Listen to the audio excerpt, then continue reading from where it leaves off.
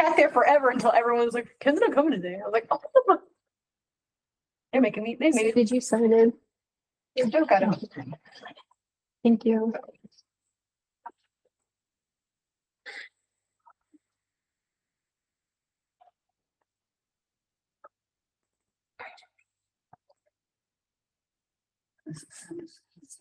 All right. Oh, yep. Go ahead. We'll get started. Starting us off, Sue. I pledge allegiance to the flag of the United States of America and to the republic for which it stands, one nation, under God, indivisible, with liberty And justice for all.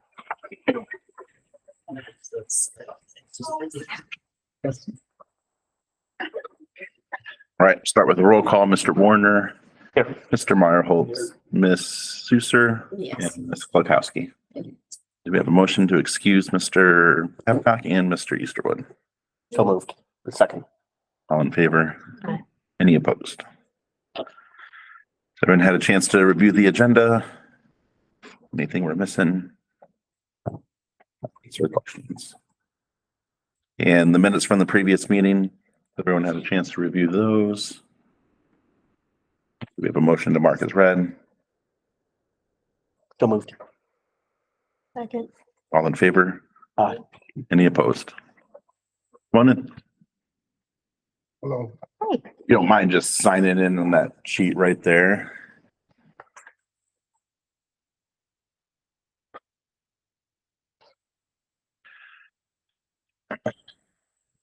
I can't help but notice your shirt. Same. Yeah. Victor, right? Yes. Man. Nice to meet you. Do we want to put that topic Yeah. under old business? Does anyone have a problem with amending the agenda so that Victor here can get an opportunity in the old business section? No problem.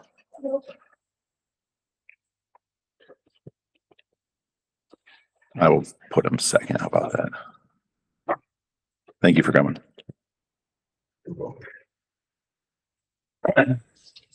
Okay, with that, we'll run into old business here. Of course, we have Christy, the grant writer, here with us.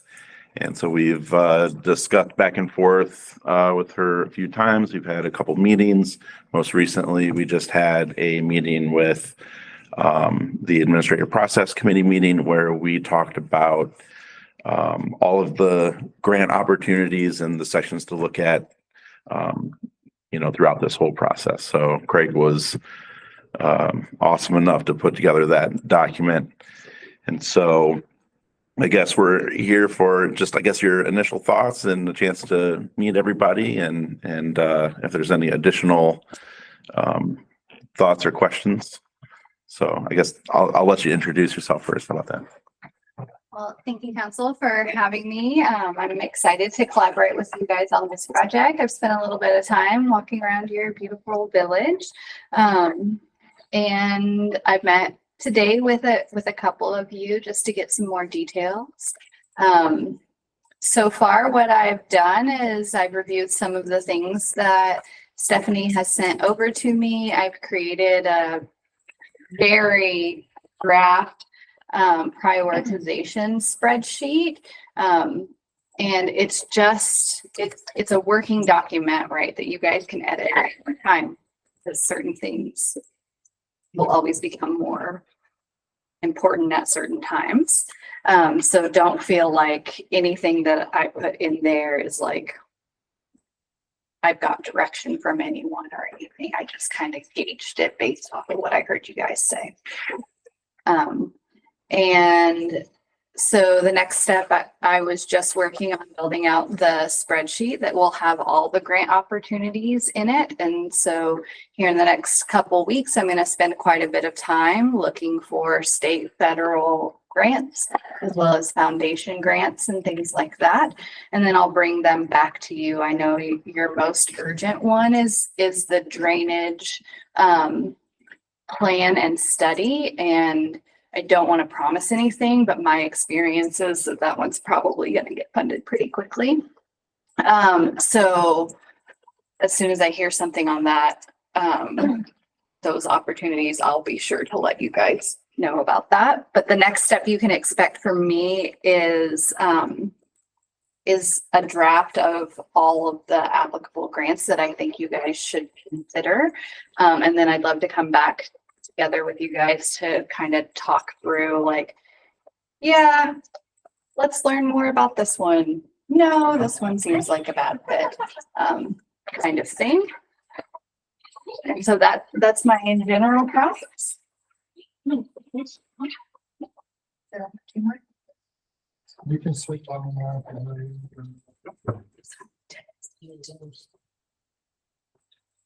I'm here. Okay, now you're there. Thank you. And then my husband's coming. So, anybody have any questions about that? Guidance?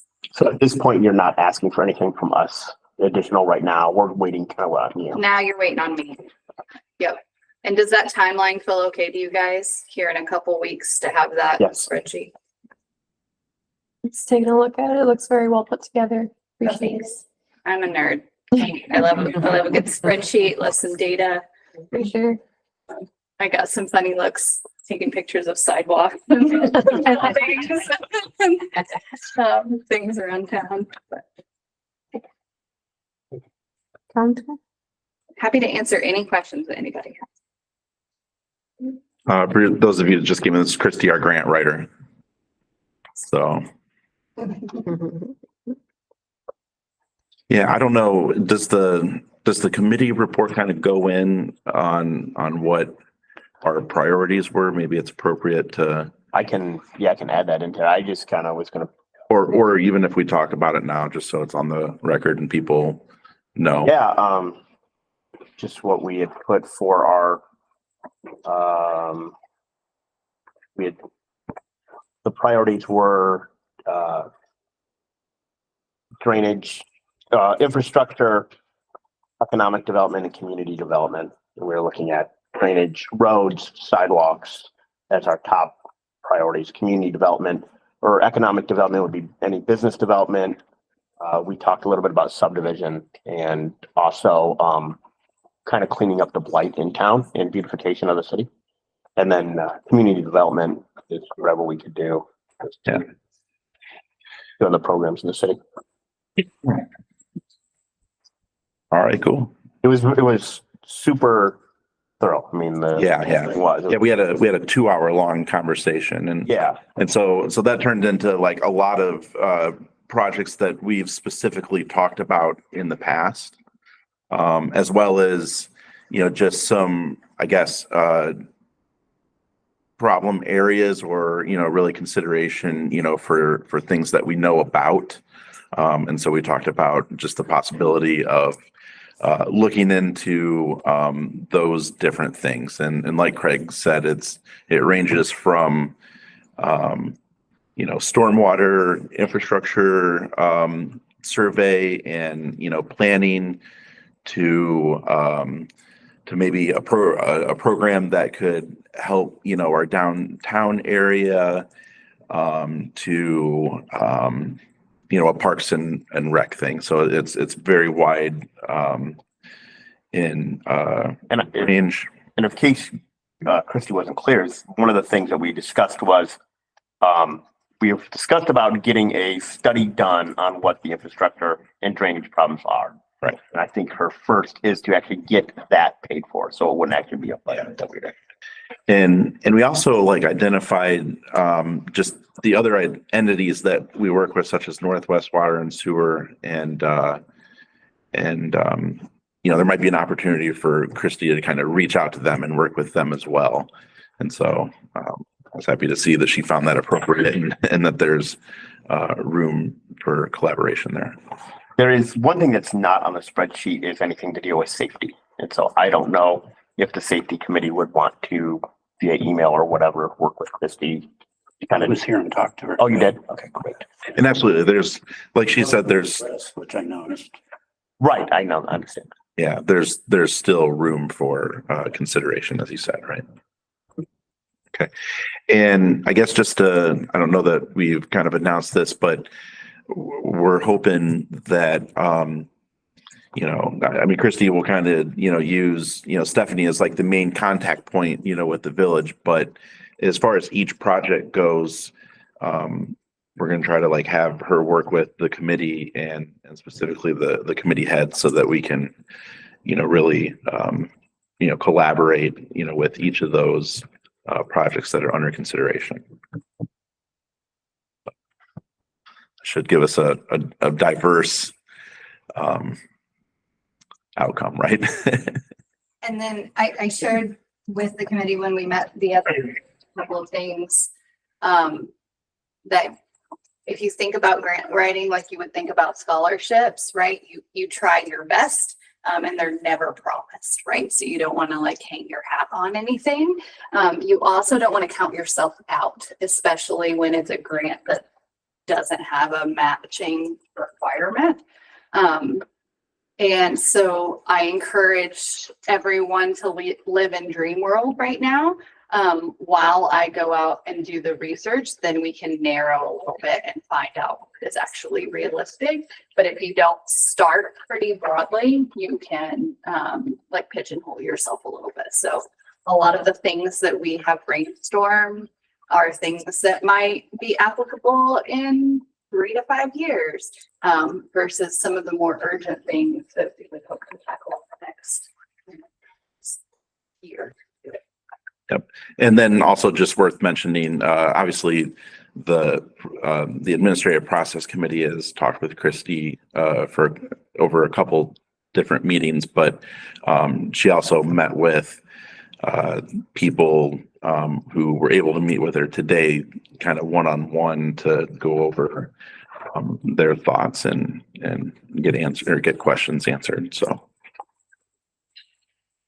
And also I would never like apply to a grant without council's approval. I'm super familiar with working with municipalities, counties, and special districts and all of those things. So I understand all of the rules, and I work for your direction. Yeah. And also there's, one of the things we wanted to bring up is, Christy, in your experience, how does community feedback kind of play into this process? It's important, particularly when you're trying to do projects that, for example, Parks and Rec shared with me that you guys had collected some data on what community members would want to see around that walking path. And so things like that can make an application more competitive. So data proving what your community desires is helpful. And again, like partnerships, like you said, with the northwest, northeast, that one. That kind of collaboration always makes a grant stronger. So the more you can show that there is community buy-in and collaborative opportunities, the stronger your application will always be. Is there any way you could, with your experience, give us some ideas on the best practices in collecting that community input? Yeah, there's a variety of ways, and it depends on the group you're trying to engage. If your group likes to show up physically, it sounds like you guys did some kind of dot voting type option. That's totally appropriate, as long as you don't like let the kiddos go crazy and they like triple and quadruple vote. I've had that happen one time. Another option is Google Forms is free. And you can create like a QR code and have people scan that or bring a tablet for folks to use if they are applicable using QR codes. But it's really whatever's going to reach the audience you're trying to target the best, right? So particularly, let's say, we were trying to engage like an older segment of your community, you would not want to do QR codes. You might want to do flyers on their doors or something like that and ask them to call someone or something. Okay. Awesome. And of course, we're always making an effort to communicate, the things that are going on. So of course, along the way, I'm sure we'll have plenty to update the community with. Sue. I just wanted to add too that with the university close by, we often use university classes and they're often looking for projects like that where they can do a survey of something or another. And so that's a resource for, it's generally free to Yeah, that's a great resource. get, and to get an unbiased, type of survey. So, correct me if I'm wrong, I know the village has the notification system. Reach alert. Yeah. Yeah. If you create a Google form and copy the link into that and just broadcast it out to everybody who receives the text messages. Yeah. That's a great thought. Yeah. Have to get all your friends on Reach Alert. With that. You'll have to get all your friends on Reach Alert.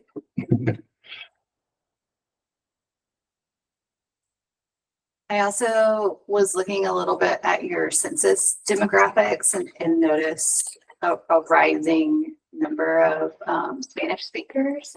So just wanted to flag that as when you are collecting, you're doing surveys to think through how you could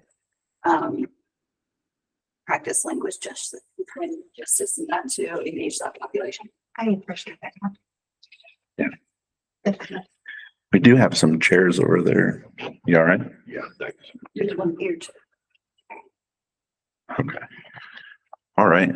And I have more resources on those types of things if you guys want to learn. Absolutely.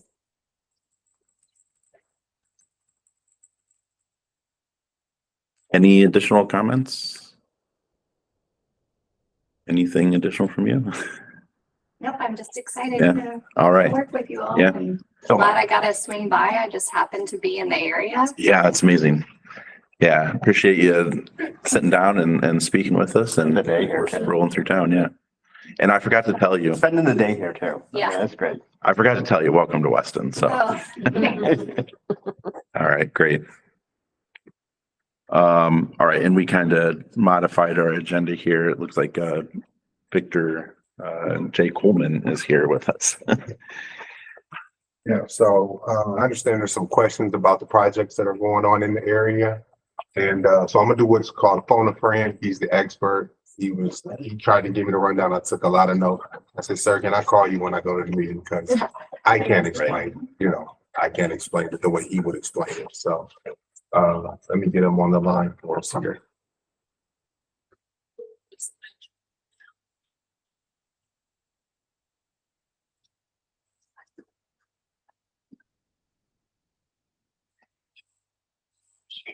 Hey, Curtis, it's Victor. Hey, so I'm in the meeting and it's our turn to speak. So can you kind of run through the Weston project like you were doing with me on the phone to kind of give an idea of what it is we have going on in the area? Yeah, sorry, I couldn't be there tonight. Victor reached out to me. I'm on the road this week. So he gave me an opportunity to talk about the project. We're calling it the Ayersville Weston 69 kV conversion project for reasons being we're taking the existing 34.5 kV system, which is well thought of in the Toledo area as like the main sub-transmission voltage. And we're upgrading that to a 69 kV system that's going to be approximately 43 miles of transmission line that will be converted from that 34.5 to 69 kV, starting in Defiance and working east towards Weston, Ohio. Really the reason for the project is there's an area west of Weston, Ohio, where Tri-County Rural Electric Company has 3 substations, Melinda, McClure, and Moreau. And those were as well as our substations, which there's 6 substations included in that 43 miles of transmission. There's Weston, Colgate, Ayersville, Richland, and Defiance. And then the last would be we're building a brand new sub at 69 kV called the Sandridge substation, not far from the Weston substation off the Sandridge Road in Weston, Ohio. And there was 2 large radio feeds, approximately 30 miles apiece, that really had the distribution load in a unreliable state with a lack of contingencies in place in the event that something were to occur. So the project is to create continuity, which that phase has already been completed, that eliminates those radio feeds and makes what would be a much more reliable, sustainable system, as well as increased capacitance when we go from 34.5 to the 69 kV voltage. So we're predominantly using Route 6 to get to and from the current phase. Obviously, there's some of the county roads that are in play there at Weston substation. The plan is we started construction last year and have completed almost 2 phases of the project. There's 4 phases remaining. Construction will continue on substation and transmission line. That also includes running new distribution circuits. We call that underbuild, where you'll see we have steel monopole towers that hold our transmission. Underneath that, we'll rebuild the distribution infrastructure, again, in an effort to make that much more reliable and sustainable. Looking at continuing construction through the end of 2026. So we're kind of in the earlier phases of the project with a lot of work left to go. That's probably a broad stroke, just overall what the project entails, what the reasons for it are. Obviously, if there's questions, I'll field questions and try to get the best answer possible to everybody. Yeah. Okay. So, I guess one of the concerns that we're having is our residents are just realizing that power is going on and off more than normal. And are reporting, that it's causing, damage to, some of their things. And I guess are just disappointed by the communication surrounding that.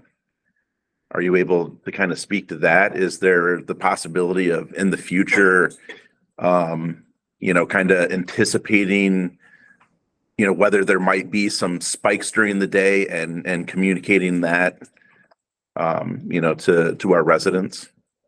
I'll speak to that to the best of my ability. And first things first is that before you start a project of this scale, oftentimes we'll go through and do what we call distribution reinforcement. And, you understand that when you're, deconstructing and rebuilding lines, there is a period of time there where we call it spreading out the distribution on hot arms.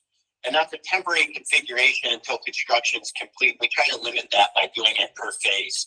So that outreach of that potential for what you alluded to, high voltage, low voltage, fluctuation of voltage, would likely occur in those scenarios. However, we went to great length prior to the project to try to eliminate areas where we'll do analytics and studies to determine where that will occur. And we'll reinforce the distribution through a number of ways, whether that's additional capacitance, regulation. Also, we've got a couple mobile substations that we bring in just to try to increase that reliability in the event something were to happen, we could shift the load over. Now, we've completed all that work to feel like we feel we've done the best of our ability to try to reinforce the distribution while ongoing construction occurs. A couple other things relative to that, and this is just what I can tell you guys personally. I'll get notified when I'm doing a particular project in First Energy in Toledo Edison. We're alternately on notifications regarding outages. And so I get a litany of these things across First Energy system, but specifically with Toledo, I'll get every notification of a customer complaint or lack of reliability or even a distribution or transmission line outage. I can tell you that one thing I struggled with is, you know that you understand you're putting the system in a compromised state during construction, so you try to do a lot to reinforce that. Also, we have to listen to, you know, the local communities and the public just to be good stewards. And what are the issues? So I get a lot of those filtering in towards me. And this is kind of hard to put because it sounds like I'm deflecting, but of those situations that I've been notified of, I can only name one situation that we were actively involved in. It was a scenario where we were spreading the distribution. There was a human error element, and when you spread those distribution arms to make sure that they're secured appropriately, we had a heavy windstorm where one of those wasn't clipped in appropriately, swung into the other conductor, and we caused an outage. Of the unreliability that you're referring to, that's the only instance that I can point to directly related to our project work. Now, one thing, I mean, I try to keep a keen ear to and try to work with the distribution control centers on is trying to, you know, when we find out there was an issue, we'll go do, you know, an investigation in the field, try to determine what the reason or cause for that was. And only in one instance was it anything related to the project. In all of those other instances, and I dare say, you know, coincidence, but it really was a coincidence. For reasons being that if it's project related, you know, my obligation with the team is to study that intimately and ensure that that doesn't happen again. So we really got a great link to find the root cause and a solution to the problem. Other than that one instance, and we shored that up, those other instances, and I've been aware of them, believe me, you know, I take all those phone calls and I get the email notifications, I get the text message to my phone. There was just unrelated incidents that have occurred that have caused the you know, the lack of reliability on the distribution system. As much as I've heard about it myself, I'm sure you guys have heard about it. Victor's probably been aware of it. It wasn't project related, and it was more due to the fact that, you know, the reason for the project was we had a lot of old infrastructure out there, both substation, distribution, transmission line. There wasn't really any way to, again, with that continuity factor, you know, oftentimes we have the ability to feed distribution load in either direction. And the first step on this project was that we had two radio systems, and you can only feed it from one direction, and you have no alternative means of feeding that source. So if one of those two lines were to gone, you know, out of service, there's basically no chance of recovery without getting the one source feed back in. When we created that continuity at the first phase of the project, that allows us to push distribution load in either direction. That's going to benefit, I think, the sustainability an awful lot. Also, along those same lines would be, you know, you're going to have new infrastructure out there. You're not going to be on those old wood poles. They were degraded to the point where, you know, we had failure rates that exceeded what were tolerable. And that's why we initiated the project to rebuild them. So I think, you know, you've also been hammered with a bunch of storms out there as of late.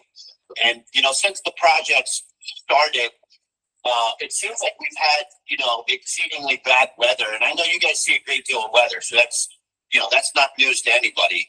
But it seems that there's been, you know, more than a coincidence of dealing with some weather up there that it does just lend itself to seeing where you'll have additional outages and, you know, less reliability. Your question or your comment rather though about people saying, you know, either things are flickering or they're losing electronics. I'm going to just take that and take an action to get with our planning and protection folks that study these things on a daily basis. And I'm going to have them run some voltage readings to where we, as I said, reinforce the distribution. Because if something were to be occurring or, you know, is occurring, we should be able to get some readings on that. And also we have protective relaying at either, you know, on either end of these lines to where if those anomalies do happen, oftentimes it triggers an alert and we're aware of it and we have an obligation to do something about it. And I can't say so much as I'm privy to that occurring. However, just knowing that we went to great lengths to reinforce the distribution, it's precarious that what we're doing is, you know, during construction, and then you're now combining that with, and we have customer complaints. I will I will follow up with the team, and maybe Victor, if you could get some contacts for me to follow up. I would like to get our planning and protection folks to study what we've done to reinforce the distribution and make sure that we have nothing on record or can't get anything on record that would indicate we have low or high voltage or, voltage fluctuations that would be causing customers issues. Okay. I would highly recommend that if those complaints are coming in, that you encourage those customers to make sure that they call our hotline. There's appropriate ways to call in and put those customer complaints. I mean, I know you guys field a number of them, and I appreciate you passing that along, but there is a procedure to which these customers need to be sending those complaints. And for the reason being is that, that sparks the need for doing further analysis and studies to try to determine, what can we do about that issue. So I'm not saying so much as I'm privy to those occurring, but just hearing that you've been getting complaints, I think we have an obligation to look into that further. We'll go out and do some voltage readings, get some voltage monitors on, which we have some already installed. We always knew that was going to be necessary on these long lengths of lines. You're talking like 50 miles of line there. Where you could potentially at the end of that line start to see some lower voltage issues. I would dare not say that we should expect any high voltage issues though. I mean, that would indicate that we have a piece of equipment out there that's failing or potentially has failed. So just one step further to what I'm referring to in the studies and analytics, is I would say we have to do our due diligence there and get back to you. So we appreciate that. And absolutely, as an effort, to kind of, hear our citizens out, we did put out just kind of a message if people did have, anything in particular that they felt like wasn't, able to get passed along to you, that they give that to us. We have collected some data, and we're, more than happy to pass that along. And it sounds like you're able to do some extra analysis maybe, with that data. And I think that would go a long way to, just addressing, some of the data that we have and being able to communicate that back to the community. If you have data, that's fantastic. And that's much more than we often get. So Okay. I would love, and I'm sorry, your name was? My name's Jeremy. Jeremy? If Jeremy, you can pass it off to Victor and he can hand that off to me. I'll send that to our planning and protection folks and further the analytic process. Now, the other thing that would be most important to me in that is if you're pulling in the data, please make sure to give addresses. And if they don't want to give you their exact address, I mean, I'll respect that, but they at least need to give us like the general vicinity to which they live. Okay. For reasons being that, as I mentioned, Tri-County Rural Electric Company serves a lot of those distribution customers. So they're not all Toledo Edison customers. And what we would need to do is make sure that we don't need to potentially convey to the Tri-County folks that maybe they have reliability issues. And I'm not passing the buck there, but I mean, there's simply put, there's nothing we can do if they're fed by Tri-County other than relay the message to Tri-County and know that they feel the same obligation that we do. That being said, if it's somebody in our customer base, meaning Toledo Edison, we should be able to track that down with pinpoint accuracy if we have, I mean, an address would be great. But even if they could just put us in the general vicinity. Okay. Yeah, that shouldn't be a problem. So yeah, I guess I appreciate that thorough answer there and a lot of technical details, for us to, think about and review. Does anyone else on council have any questions or? I have a question concerning, and maybe it's the wrong assumption, but I see a lot of vehicles out there that don't have Toledo Edison on their trucks and vehicles and whatever. I'm just wondering if it's being subcontracted somehow, some way, that in some cases that it's not being reported, some of the disconnects or whatever that they're having during the day, because I do know that I'm in town pretty much all day and we've experienced outages that were anywhere from 5 minutes to probably 45 minutes and on multiple days that it took place. So I'm just asking, does the subcontractor report that to you? Yeah, absolutely. And your name was, sir? I'm Rob Meyerholtz. Rob, Uh-huh. ROB. Yep. So, yeah, and I'll give you guys a little more information on stuff. When these things occur, we get alerted, and then we will go out and do an investigation. Now, you're right in saying that there's a lot of the substation work is being done in-house by Toledo Edison crews. Now, the transmission and distribution line work is being done by one of our primary contractors, JW Dadato, and I'll assume you guys have seen a number of JW Dadato trucks in the area. What's nice about the relationship between JW Dadato and Toledo Edison is that they're an extension of our company. Now, obviously, they wear different hard hats. Their paychecks say JW Dadato, but we use them as a primary contractor for the better part of a decade plus. And where we've kind of grown to a kinship with them is that we feel a level of intimacy that a lot of our contractors don't. And I'll be honest, we deal with some subcontractors and subcontractors. I mean, they just don't, they simply put only care about themselves. I will never say that so much as JW Dadato, which is another reason why we chose them for this project is, we understood it was going to put people in a precarious situation until we were complete. They are an extension of Toledo Edison, and they do a great deal. Every time I get that ping on my phone that said, hey, something went amiss, I'll pull them off a job site. I mean, I'll pull them off of active work and have them go help Toledo Edison try to find and identify where the issue is.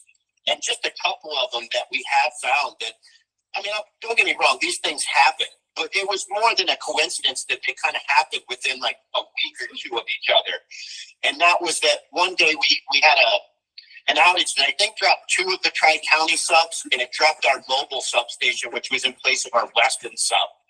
And I know our internal crews ran out and were trying to identify the problem. The JWD crew pulled off their job, and I had them, try to go help with the recon mission.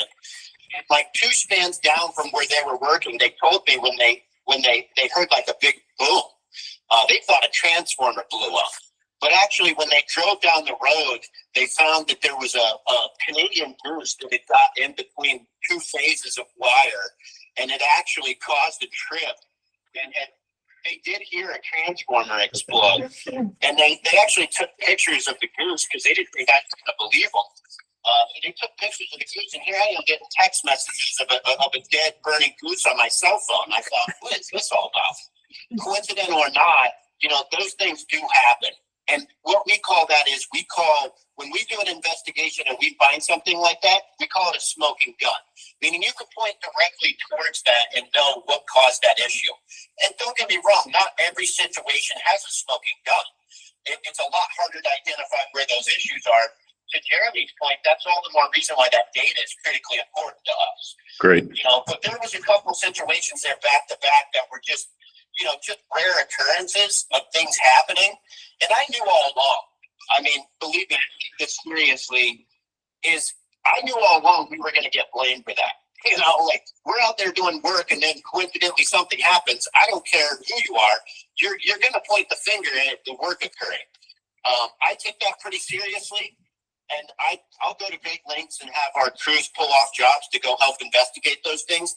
And not so much in a necessary effort to say it's not us, but it's something and we need to find it out. And if we can help Toledo Edison in any way, we do. Right. I know the same thing goes as far as the Toledo Edison crews that are doing a lot of the sub work. They'll drop what they're doing and go out and start to investigate when those issues occur. And some of those were related to, certain things occurring on the system. Other things that happened at Tri-County subs, and because we're so closely knit in that area with Tri-County, oftentimes we'll have to relay the message over to Tri-County and say, hey, we just ran our whole system down. We found nothing. Like, you guys are going to need to go out and, feedback on this and also try to find out, where your issue may have occurred. All right. Awesome. Communication that takes place between control centers and across entities. That's great. And I'm sorry to cut you off. But yeah, I'm eager to share that data with you and to see if we can line up some of that and just get the communication back to our residents. I know a lot of it is just kind of about, the communication of it and if there's just anything that can be done to kind of mitigate it or further communicate if there are some areas that that may be unstable. So I appreciate that thorough explanation there. Yeah, and just, to take that one step further, data's only as good as you use it. So I'll take an obligation Perfect. to get that data analyzed, and Yeah. then we'll work through Victor to get that information back to you all. Appreciate it. I mean, I think oftentimes, we get information, we don't follow up. Being good stewards of the community, I think that's part of that. So we'll make sure to look into that. And then Thank you. Appreciate it. Report that I can share publicly. But we'll get you some feedback on, where those areas are. We'll do some necessary recon just as an added layer, and then get back to everybody on that. Awesome. Looking forward to that. Thank you. Thank you. Thank you, Curtis. Absolutely. If you I'll be in have touch. any questions, feel free to get a hold of me. I'll be around later. If not, you can get through to me via Victor. I am going to be just, for the sake of having everybody, I've taken a new position, and I'm going to be moving off as project manager from this project. But, I've been here throughout the entirety to this point, and so I'm not going to go so far. I'm going to be staying in the same group, and I'm going to be helping out the new project manager. He's a seasoned senior project manager. I just don't want to confuse anybody. If you guys reach out and you get information from somebody else, that being said, I'll again, with the obligation of following up with everybody, I'll take that information and get back to you. So I appreciate everybody's time. Thank you again. I'll email you that information once they get it to me, Curtis. Thank you. Thanks, Victor. Take care. Have a good. Safe travels, everybody. You better be careful. You could be the next communications director. I said I had to call him to explain it because he tried to explain it to me on the phone, and I'm taking notes and I'm trying to keep up. And I was like, Right. I didn't expect him to go that long though. Oh, that's okay. We do have a council rule about length of the meetings, but no, I honestly appreciate you stopping by and just, like I said, communicating, with the community. Sure. Quick things. He said there's a procedure for complaints that when we get things, what's that procedure? That's just to call the 1-800 number on the bill Okay. and report it. So anytime there's an outage, and then there's two ways. Outage, you're going to report an outage, but also you talk to a customer service representative. They'll note your account of the complaint.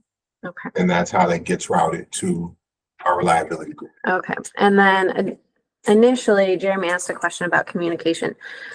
So we have a reach alert system that community members have signed up for. We can send out emergencies like storm warnings, things of that nature.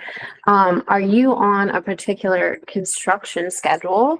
Or can you let us know when they're going to be working on the lines and we could maybe send out a reach alert to our community? So for instance, we have a castings company. We could alert them and they could unplug anything really expensive or important to their system, maybe pause their operation while you do that work. Is there any way to do that? When you send me the email of that data, include that in there so I can get that to Curtis, because he's in charge of that schedule and whoever the new guy is taking over. I don't see all of that. Like I said, I was driving in. I'm like, wow, we did all of this. I don't, they tell me they're doing work, but I don't know the details of it. So when he's doing it and they're in the area, that's something that would be fantastic if we could get that. I think the community would appreciate it, and more people might sign up for reach alerts. So One more question, and it's concerns safety. There was a couple of times, well, more than a couple of times, that they had closed the road down with no notification that it was going to be closed at all. And one of the concerns was for our EMS, and I'm sure it is for fire also, that it'd be nice to be notified when Weston Road is going to be closed down. if you can get it and put that in an email, I'll hold Curtis and them too, making sure you know. And I'll have him copy me on the communication, so I'll know going forward as well. awesome. Appreciate that. Okay. Shelby has a question. I had a quick clarification question because he gave us a lot of very in-depth information and then kind of glossed over what I found was the most important part. He had said that to the best of his knowledge, we should be done with the phases where we will be losing power. Correct. Is there any way that we can get some sort of concrete confirmation? Because he said we have finished 2 out of the 4. No, 1 out of the 4. No, Two He said 2 out of the 4 complete, so there's still 4 more phases. The first 2 really, we lost power quite frequently. Again, I know there's I'll get anomalies, smoking clarification guns from and him things on like it. that, but can we at least get some sort of clarification on, yes, 100%, we are done doing this Yeah, I'll get clarification because from what he explained, they're done with the distribution, which would be what affects you guys, Okay. right? Everything else is transmission. Because if we get that clarification, I think it would cause more people to alert into you guys. We've just, anytime, I mean, we'll lose power for 5 minutes here, it'll come back on 5 minutes there. We always, oh, well, they're working on the line, so nobody calls because we know it'll come back. Right. If we have that clarification, you guys are not doing anything anymore. Any sort of outages, please call an alert. I think that will get you Yeah. more in-depth data because people will not assume it's just working on the lines. They do track it. Like I can go into the system, even if you don't call in, I can go into the system and see where outages have taken place and get the historical data on it. But I will urge you to call in because your account needs to be noted that you had this issue. That helps us pinpoint it down to exactly where it's affecting. So I can look at the Village of Weston and it'll tell me, okay, outages happen on these streets, right? But let's say the whole street wasn't out, just your home. We need that data. So please call in. And I think as we 5 minutes. as we share information with Victor, maybe we could work on, some joint reply, to kind of bring everyone up to date, up to speed. And what I'll try to do is, maybe we'll work on the communication method. Sometimes I get those texts that say where the outages are happening. Well, I get them all the time, but I'll keep an eye out for the Village of Weston. And then I can communicate that out. Hey, I just got this notice of an outage. Make sure maybe you send that blast out. Here's the ETA of when it'll turn back on, because I can also get that information as well. Yeah. So if it goes out right now, it'll tell me ETA 8 o'clock tonight, 9 o'clock tonight. That way the community knows exactly what is going on. Yeah, I'm sure we could. If I can have a direct line, I can just copy and paste that right over to you. Okay. Well, there's something that emails that information to you. I Yes, noticed yeah, that this, It comes to my phone. yeah, if you sign up for it, that's what I have. Okay, so you have to sign up. I For those who sign wasn't up. sure, but I do get that. But if you're like me, I don't sign up for extras because I get enough. So, Okay. All right. Well, great. okay, Anything else?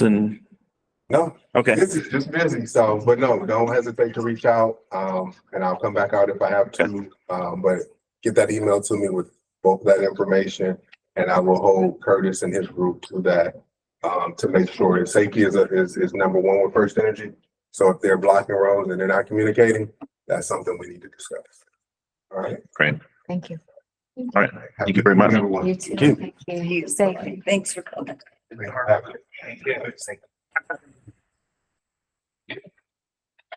There's some seats for you guys now, if you don't mind. You're making me anxious.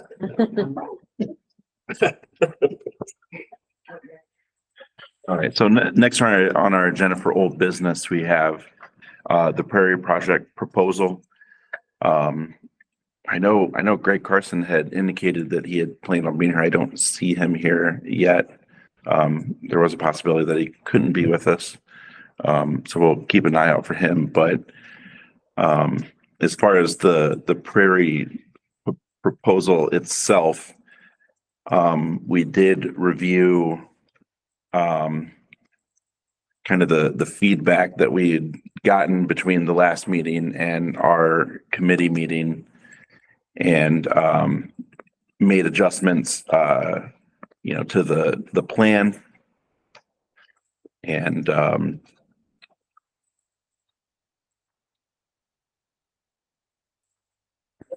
the changes were as far as like establishing the timeline, we had just taken out the part where it says that the current prairie is mowed because it's currently already mowed. It's already mowed, so that didn't need to be in there. And then we just changed where the timeline for the prairie area to be cleared with chemicals just to say September. And so, that's a multi-week process. And then the prairie roped off and the perimeter identified for the plan for the interior path vote to happen.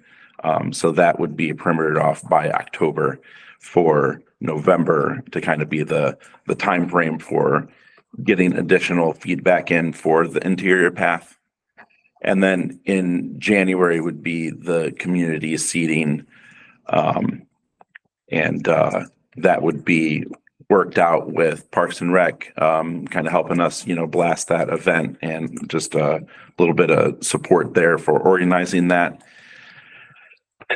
And then as far as the additional work that would be done, there might have to be some additional seating in, February and March and April, just a little bit more work to implement it. And then the proposed area, there's a page on that kind of shows the footprint of it. We just identified, in addition to it being within 115 by 255 foot square, that the perimeter of it is 685 feet. So that's just something of note. And then on the page that talks about the footprint and kind of how it fits, into the area, it said before that the prairie area takes into account the multi-use of the area, working within the constraints of the existing path and avoiding the fairway of the disc golf basket 6. Sorry, there's a typo there. But we added in line with the vision of the group that kind of created the course, that it provided a natural obstacle for the course. And so it's just noting that that's like within the vision of that group. As far as like the required resources, I know last time we had some question about the needs of the chemical, and so those conversations have kind of stemmed into some reaching out of some organizations and businesses in the area to kind of help us with this project.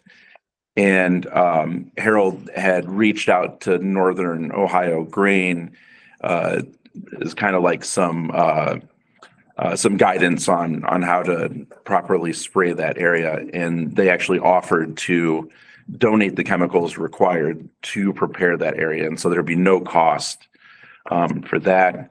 And for the record, I think it was two 2.5 gallon containers, right? Was the amount that would be required for PU applications.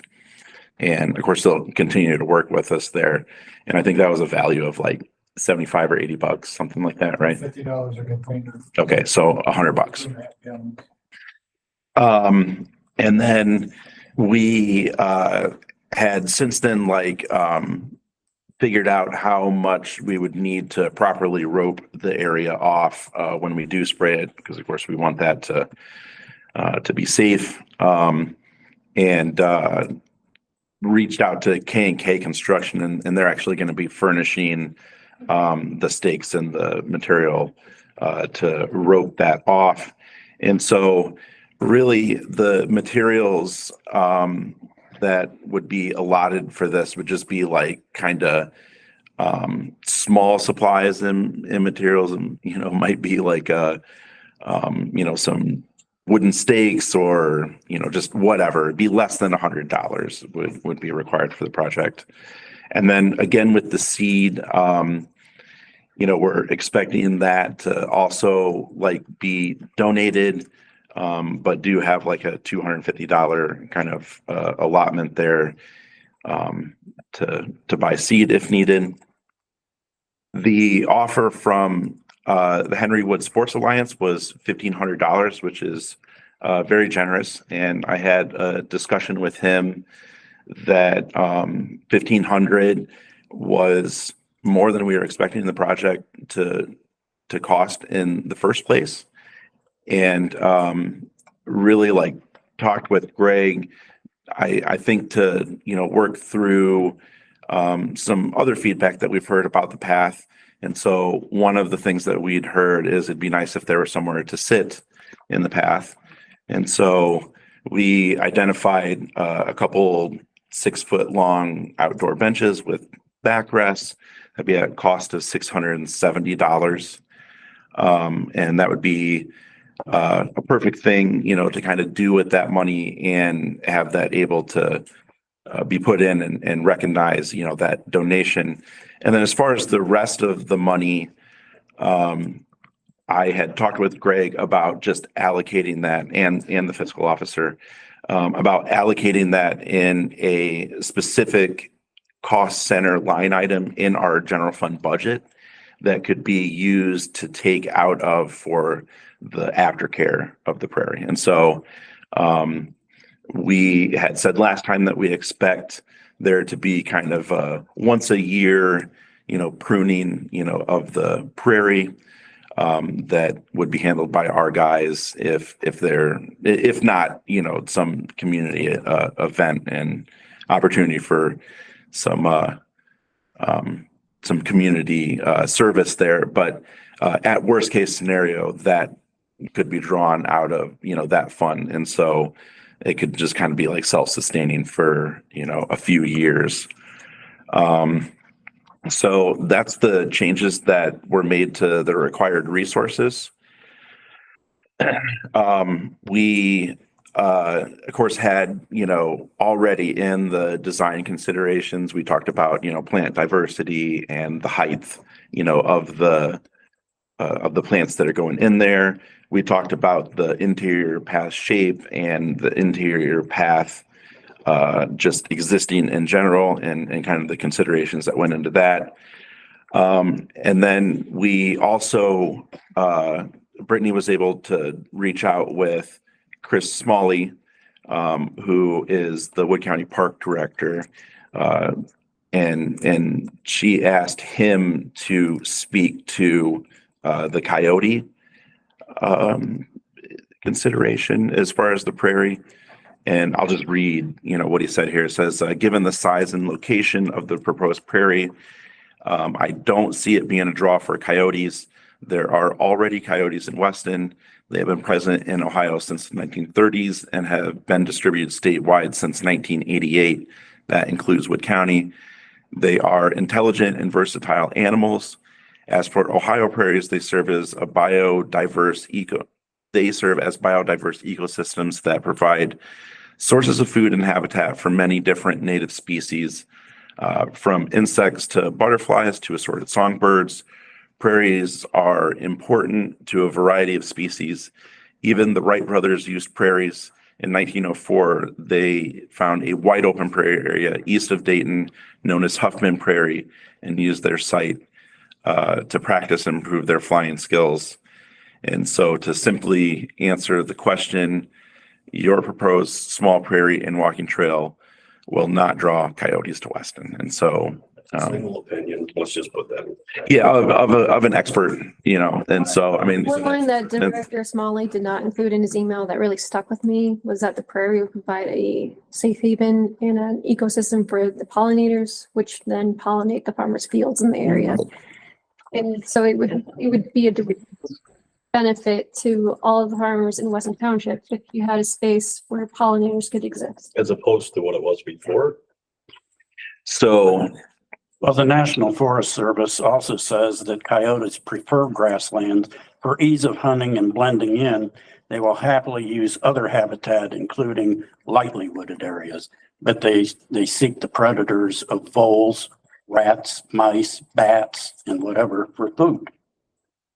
Plain and simple. That's from the National Forest Service. Chris also told me that the city of Chicago, a city, has an active coyote population that exists inside the city. And that there is nothing that we can do as a village to stop them from already existing here because they are already in our yards. They are already coming about. They actually in New York City have an active population as well. And the coyotes were smart enough to stop targeting rats because they realized that people were poisoning the rats. So instead they would target the pigeons. So the coyotes are already here. Chris does not believe in his, again, expert opinion that anything involving that big of a prairie would be a draw for more coyotes because they are already here. Pretty small. yeah, You have woodchucks and everything that are right there at the ditch that runs along there. And that's the other thing that they talked about is it will become more infested with woodchucks and whatever because it is in the ditch. So, Curious about the feral cat. we already have a huge feral cat That'll take care of population. You know, if, I don't know, I'm Disappearing. indifferent to the prairie. I'm just curious, like, will the prairie area, will that draw more of the feral cat? Yeah, Possible. I just wondered if you guys, I don't know. I'm just Yes, curious. we do have a feral cat trap, neuter and return system. Like we have an ordinance passed where the village will pay for that if somebody traps a feral cat. And one of the, Stop it from peeing all over my house, Brittany. and I don't speak like that. That's so disrespectful. I'm not being disrespectful. I don't think she was being disrespectful. But I will say that, you know, the consideration for those things is one of the reasons that there's going to be an interior path, you know, so, you know, there'd be people moving through it regularly. And so, you know, that could also discourage, you know, I guess people from taking up residence. It's not just a wide open space. Yeah. And as far as like the design, you know, of the interior path, we intend to reach out to the public to help us design that. Yeah, I'm not opposed to the path. I was just curious. Yeah. But there are plenty of prairies around here too, right? I mean, Sure. Bowling Green. Yeah, and certainly our village ordinance allows for people to put in their own native plant habitats. Are we also expected to get rid of the farmers who have corn behind my house where the coyotes hide in? I mean, we're never going to get rid of them. They're in the area. The thing that's drawing A them, densely populated area in the center of town is less likely to gather coyotes than the cornfield behind my house. Yeah, I know I certainly looked into that specifically, and it is really hard to find anything but anecdotal, you know, evidence as far as you know, that issue.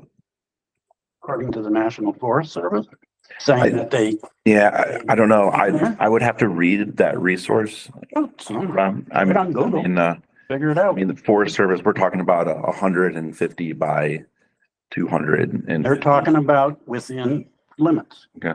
I think it's important to take into consideration foot traffic as well, not only from the walking path, but from the ball diamonds, from the parks. That is going to truly deter coyotes. Yeah. So, Everybody has their own opinion and they're allowed to have it. Absolutely. There's two sides to a story. Yep. And there's also two ways to pay for it and everything else. There's different ways to take care of the resources. And we've gotten everything donated to the best of my Well, understanding. So- that's a small part. Donation thing. I tried to donate about 2 years ago, if you recall, Stephanie, and I was told that was against the code of ethics. So what changed? I don't know what you mean.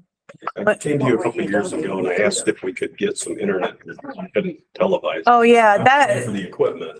yeah, because this would be a literal money donation. So at that time, we didn't have a policy in place. We have a policy in place now that allows, because I think what you had suggested was just paying for the service, which kind of works. This to be televised. Because you already have the Wi-Fi. It Yeah. said that was against the code of ethics. You cannot accept money or any donations of that nature. Yeah, I think it's probably because of the policy that we had at the time. And I don't know if it was just maybe not understanding what was being. State does have ethics issues as far as solicitation of donations by a municipality. The donation, I don't know. the donation would need to be approved by council.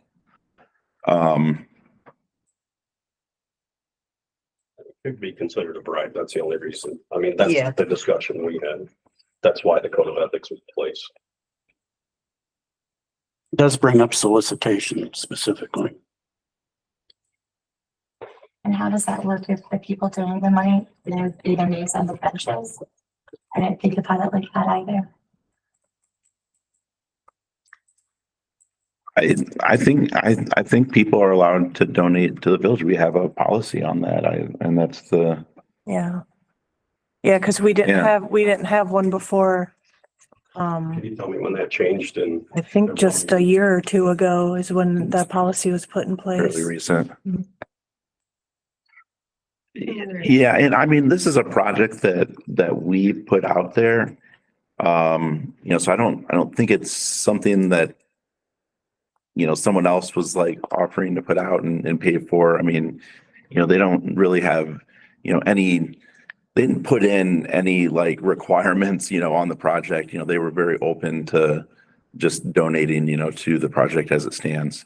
Again, it's how it's foreseen. I think it's a huge stretch to call it donation from a nonprofit solicitation. Yeah, I mean, certainly they donate our fish to our reservoir almost twice a year, every year. Yeah, we Can we just add it to our? It only makes solicitation if someone reached out to them and asked for it. Correct, that's solicitation. I understand Harold reached out with, How far did we put it how do out? I do this? And they said, we can do it. I don't think we. It's nobody's personally benefiting from it, and that makes Because the I don't difference. recall. Ethics codes, most places, it's whether you're personally benefiting from whatever.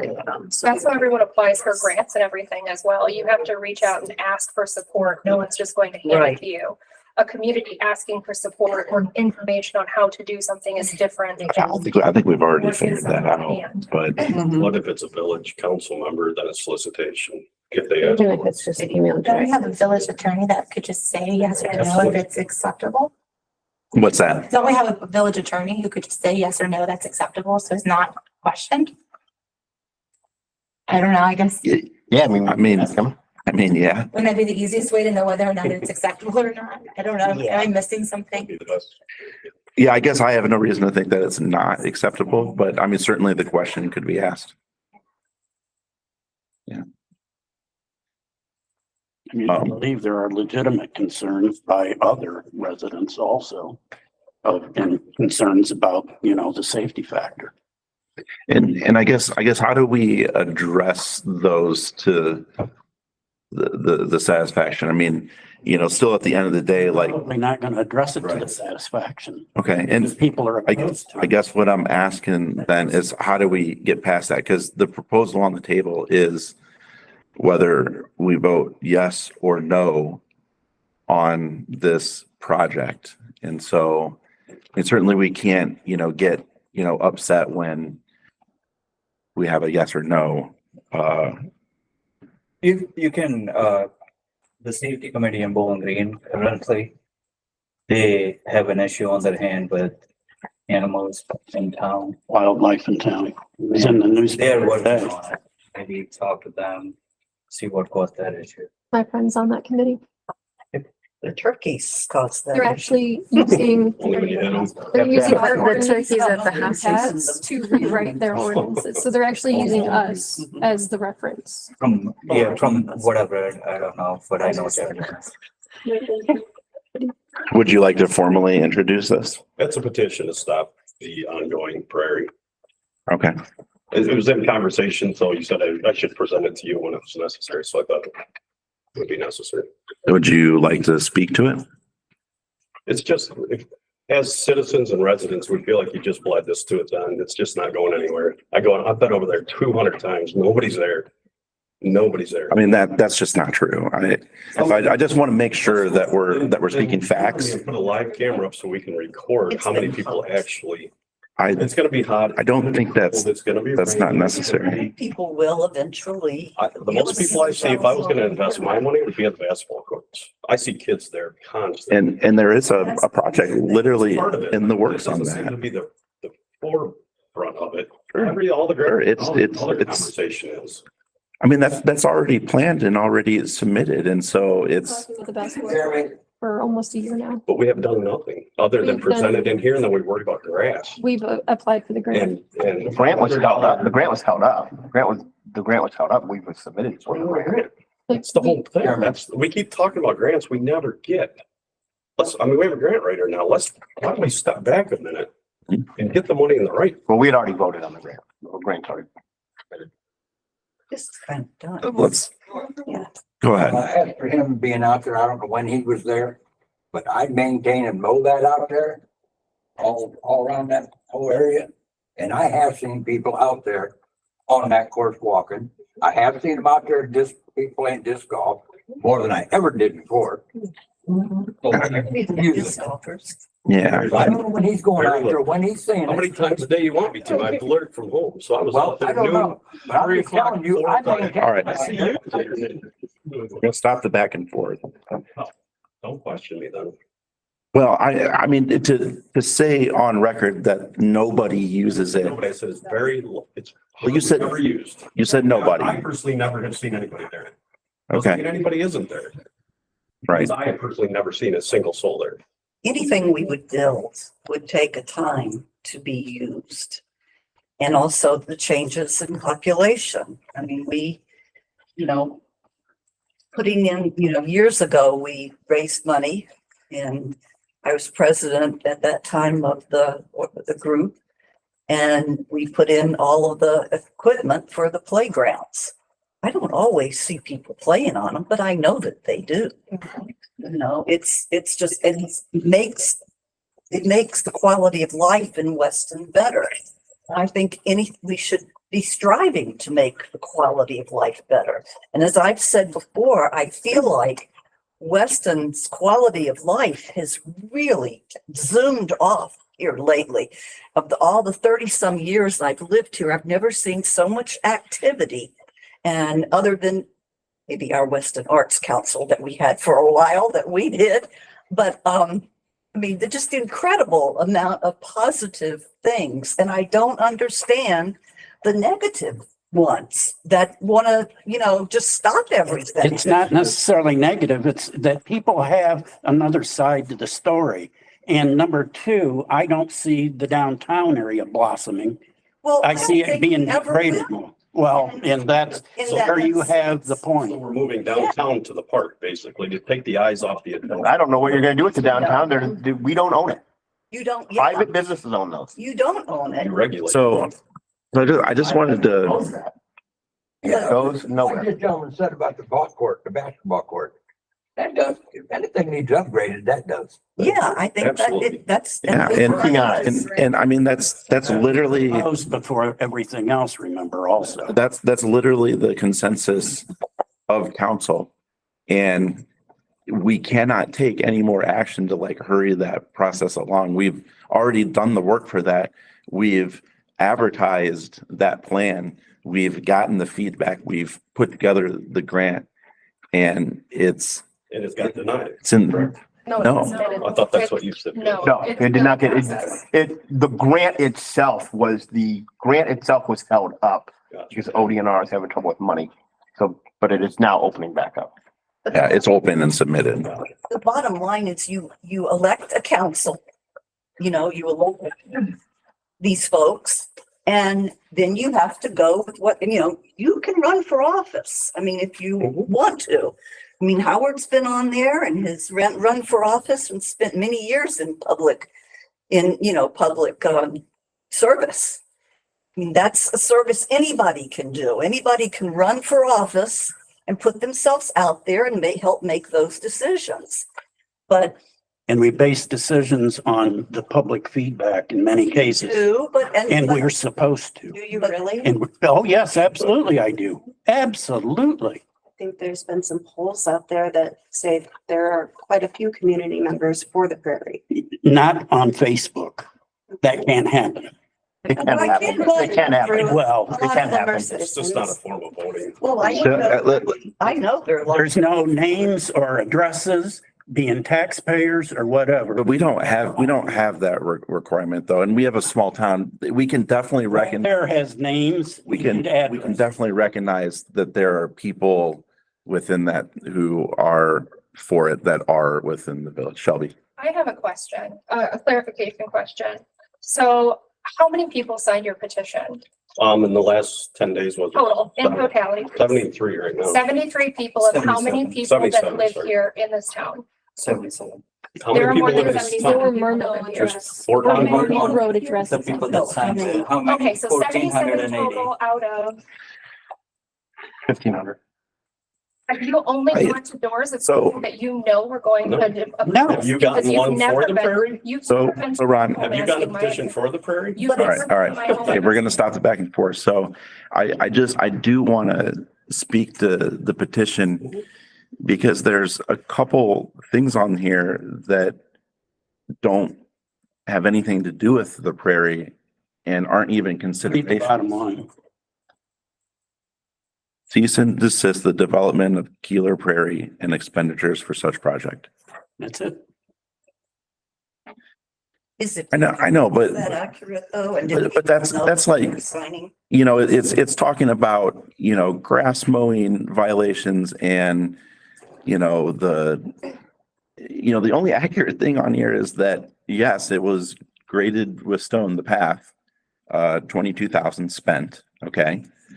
No dollar amount given on the associated expenditures. I think that's not true. I mean, you know, that was part of the plan and that's been communicated. Since that was written, actually, there's been more than 22,000 put into that walking path. Is that correct and accurate?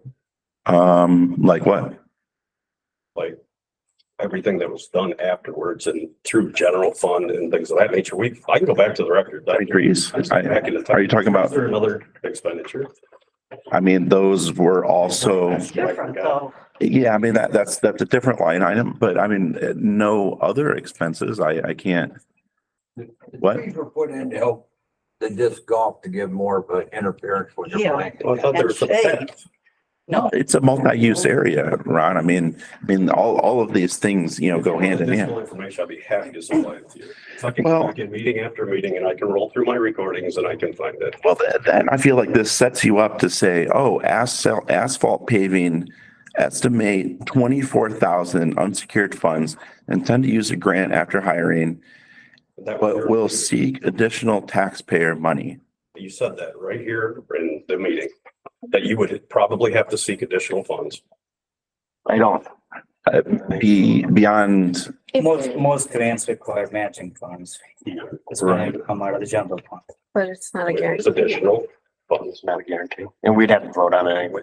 Yeah. I mean, that's an additional vote, like, you know, we're gathering feedback, you know, on the need for that and the want for that. How are you doing other than on Facebook? I guess I just failed to understand how you're finding positive feedback. And if you don't like the negative, feel free to get them. No, I mean, I have no problem with that. I mean, People in this room. we do, yeah, I mean, I can bring a group too. I mean, I apologize that you missed the grant. Well, you were just asking how we're doing it now. I was just telling you how we're doing it now. The grant writer was here. She did speak to how we could get community feedback. She has a very in-depth, thorough list of projects. The top priority is not the park area. It is water sewer and a study of that. She spoke to all of those things. So I understand what you're saying, but I feel like at least in the last couple minutes, what you're saying is ignoring that whole segment of this meeting. And that's not really fair. Because we are going forward with the grant writer. We are going forward with many projects that will benefit the community. One thing, and I will say this, I've said it to others, because I hear people, they get concerned about the projects we're putting in, you know, not only the cost, but what it can do. And I can see where if something were permanent, you can't undo it. You might lose out on an opportunity in the future. But this is prairie grass. This is grass. And if we It's always choose, been grass. That's the. if we choose, we can mow it down later. Not a prairie. It's the same grass. They just put. a I little- just want to say something real quick. Like phase 2 is happening a year ahead of time. Why is that? What is phase? what is phase 2? With the grass, like phase 1 was putting it in, letting people go. Now, phase 2 is happening like 3 months after we put it in. Why is that? I mean, that was actually as a project that was already in the works, and I think it was even mentioned. But during your meeting, when we were in March, phase 2 was not to happen until next year. Why so fast? when we had the public meeting at the EMS For the building, first- you must, this is what we are doing, that's where we are stopping. Phase two is not gonna happen until later on. I think the prairie was mentioned in that project. It absolutely No, was. it was not. No, it was not. And the planning is next year, right? January 2025. Yeah, I think what was, the point was is that any additional and future things would also be voted on. And so, Yes. So what we we've been will- asked, what So we've been you asked have to, that money right there. And then I asked you who is funding that. You told me who it was. But we have our people on payroll doing that stuff. doing what stuff? We have the people on payroll. You said everything was 100% taken care of, right? What I said is the plan has, gotten funds, for $1,500 plus. So that funds can pay for payroll, right? I believe that's what I said. Yes. No, you didn't. Are you talking about payroll for instance, maintenance, which will be even less maintenance? Actually, yeah. I mean, that's exactly what I said. I said that the leftover money from the donation could go into a specific line item and could be taken out of for maintenance. And if that means, Gary's 6 hours and Harold's 3 hours, then that's, fine. But it should be mostly maintenance free. Yes. Even if it's not there, they We still were have to paying mow for that. it. Yeah. And Like, actually, in I the mean, long run, no, that is not what Jeremy said. That I don't agree with. So I'm gonna point something out. Sure. The petition that they brought in, 77 people on there out of 1,480 people in Weston, okay? That's 20% of the population, essentially. Or, at least. Can I see the petition? that'd be, are you sure? I That just, seems, I just hold divided it on, out. hold on, so It's about 14 5%. times, yeah. But still, but that's 5% of, that's 5% of people. That's 5% of the 5% of the population of West End, okay? Without any kind of actual active canvassing. Just people walking by, seeing the petition and signing their name on it. Okay, so imagine how many names are gonna be on that list if they go out and actively canvass. But that would. I think they did canvass, but How many people he asked, where he asked them, and what both of their answers were. We have no idea how skewed his data is because we don't know who he asked and who he hasn't. He's never once been to my door. He's never once been to any of my family's doors, and I have 6 relatives that all have their own houses in town. Well, but I just don't have 73 friends. It's without active canvassing. No, but If understanding they go out that and- it's, I mean, he did actively. they're not a, But no, I'm saying like going out door to door, showing up at events and having them Right, sign you up. don't know It's not if a he's yes, just asked no, his it's- friend or if it's a- he's actually gone it's a- door to door to get that information. It's not. Yeah, because. All right. Hey, okay, we gotta, hold on. Let's let Ben speak. Yeah, where this all started from was when there were people in the village that helped split it after the public meeting because they thought they were gonna have a say on what was happening out there. And when they found out that it already had been approved and that the public, they felt like that public meeting was a sham. And it's been an issue with certain people in the community since then. And people are starting to speak up because they feel like, why are we focusing over here? The current population, yeah, we get the benefit from it. But in the future, what's it gonna bring in the future? Yeah, and I hear you, and I agree that we can do better on, communicating like all these things, but it seems like the ask is to hold up literally everything. Until we can take care of, say, stormwater. Like I hear that one a lot. And that's not a viable solution. And I really do take offense that you all feel like you got nothing out of that meeting because I mean, we listened really hard. There's lots of like projects that have been proposed, like even to the grant writer, and and those, He said people. right. To be clear. No, I'm just saying in general, the citizens. It's like from the people that I talked to over in my end of town, you know, Right.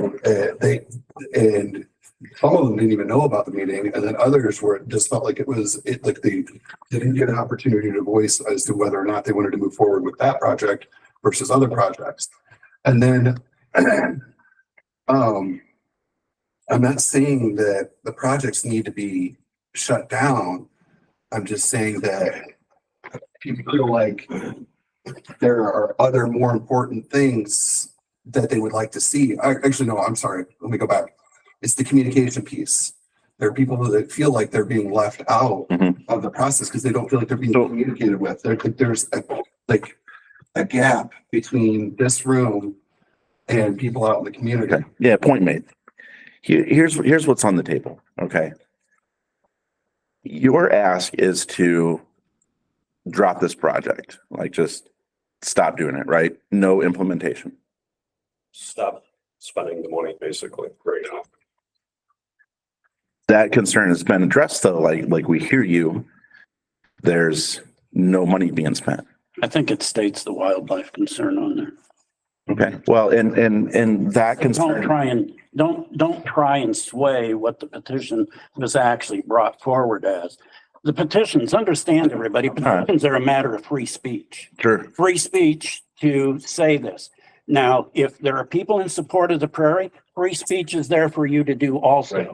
There was submitted on the walking path, 102 signatures, but yet there wasn't, I don't remember, but maybe 3 or 4 people that actually come in here in support of the prairie. And my whole point is you have, what, 70 some you said? 70 some signatures on there. But here's the issue, right? It's a very small part of the population, like Shelby mentioned. So why don't we just put it on a levy? And then we get on a levy for a zero. Oh, that's. Yeah, from the old 50. I'm not asking council for more money. Okay, so here's my point though, is. Ask council for more money. I meant, Council determines that, not you. I'm just saying, I don't think that's a palatable thing. Because we don't need to ask our citizens for more tax money. Like we have. And a levy is expensive. I mean, I didn't say in the future, but definitely not for this. I mean, this is such a small project and Every time. yeah, and I mean it. Are you asking for money or are you asking for them to just check something out on the ballot, say, are you for or against this? Yeah, that's No, ridiculous. just hold the, So- you know, the Parks and Recs can spend $500,000 out there. That's another topic. We're not Put it as a spending that. separate entity. Okay, all right, let's wrangle it back in. Let's wrangle it back in. You know, I mean, here's the thing is we could say, okay, there's more things, you know, to discuss, like we were gonna ask the lawyer. I think we're pretty straightforward on that. And if that were a no, we could definitely identify that. You just worked 2 years ago. That's why I'm bringing it up. I understand. And I wish that I knew that situation better, you know, I mean, I feel like that's a different aspect. We won't get into that though, but you know, there have been people that have put time into this, like on the committee. Otherwise, you know, the people that we've reached out to and certainly other citizens have like put in time, you know, to plan this project, to hear your concerns, to vet them, to alter the project, to, you know, kind of meet in the middle. I would disagree. When you took the entire time at that special meeting, I had 3 minutes. Now, you can't tell me you heard my concerns in 3 minutes with your hour presentation. That's something in the past, Ron, and You just brought it up. I mean, here's what I remember. You need to move on. Here's what I remember is giving you the opportunity to speak more, and you didn't take it. But that, I mean, that's here and there. So if this petition, you know, it's you know, information for council members to take into account if they take a vote, when they take a vote, but to not take a vote on the project, what would that mean to the people who are putting in the work for these projects? Word to the right project. I have a. But there's multiple different committees, Ron. Go ahead. This petition, I've not seen it as a citizen. I don't know what it says, but me. I'm hearing that there's Mhm. false information on it. So what I would like to know is what are the repercussions of circulating a petition within your village? It's a matter of free speech. There is nothing legal from the standpoint, and there was truth on it from what I saw from it. So how does that differ from what's on Facebook? That's what I was gonna say. Because anybody can go on there. When you have a petition, you have names and addresses of the residents. But you have names. You can check to see that those We have people names on actually signed Facebook. it. You can No, see- you don't. She didn't allow it. It wasn't What do you mean she didn't allow? What didn't she allow? You can see everyone. See who it was? Yeah, you can. Definitely. Absolutely. I couldn't find it. Oh, you click on. All right, stop. Okay. I could not find it. We have a half hour left. So, We're not halfway through the agenda. so we could either table it for committee meeting, you know, and talk about it later, give more opportunity for people to talk about it. I mean, is that Yeah, I think that, palatable? Yeah. Okay, but I don't see a problem with that. I mean, I guess I just wish that you could have reached out to us about some of those concerns, because I feel like, like I said, two of those things, like, we've addressed during the process, and we've been very transparent on the process. We put out the timeline. We put out the dates to meet. There are so many ways have this put out- village. Enough, You can see what they want. all of you. But we have, you know, and we've gotten feedback for just as much, if not more, than, you know, against. And so, you know, If you haven't presented the for versus the against. So maybe that's something you could work on, as communicationally speaking. I'm not sure. And again, I'm not trying to bring up that subject. I think that's that's something that the council members need to be aware of, and there's lots of ways to speak to the council. So,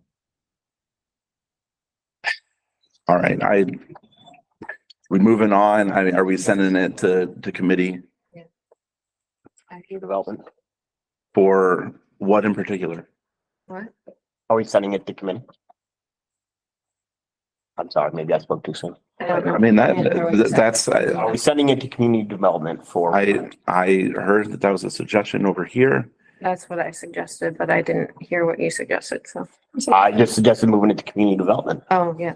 and letting, what are we discussing? I know, and that's what I'm saying is we've had that opportunity. Are there more things to hear I would like. aside from whether we can take a donation in or not? Well, I brought up the fact that we should have had a community input meeting, public meeting, like Bowling Green and some of the other places do when they have issues of this. We had a public invite to the community development meeting. And here's what I'm saying is we have a lot of things on our committee meetings.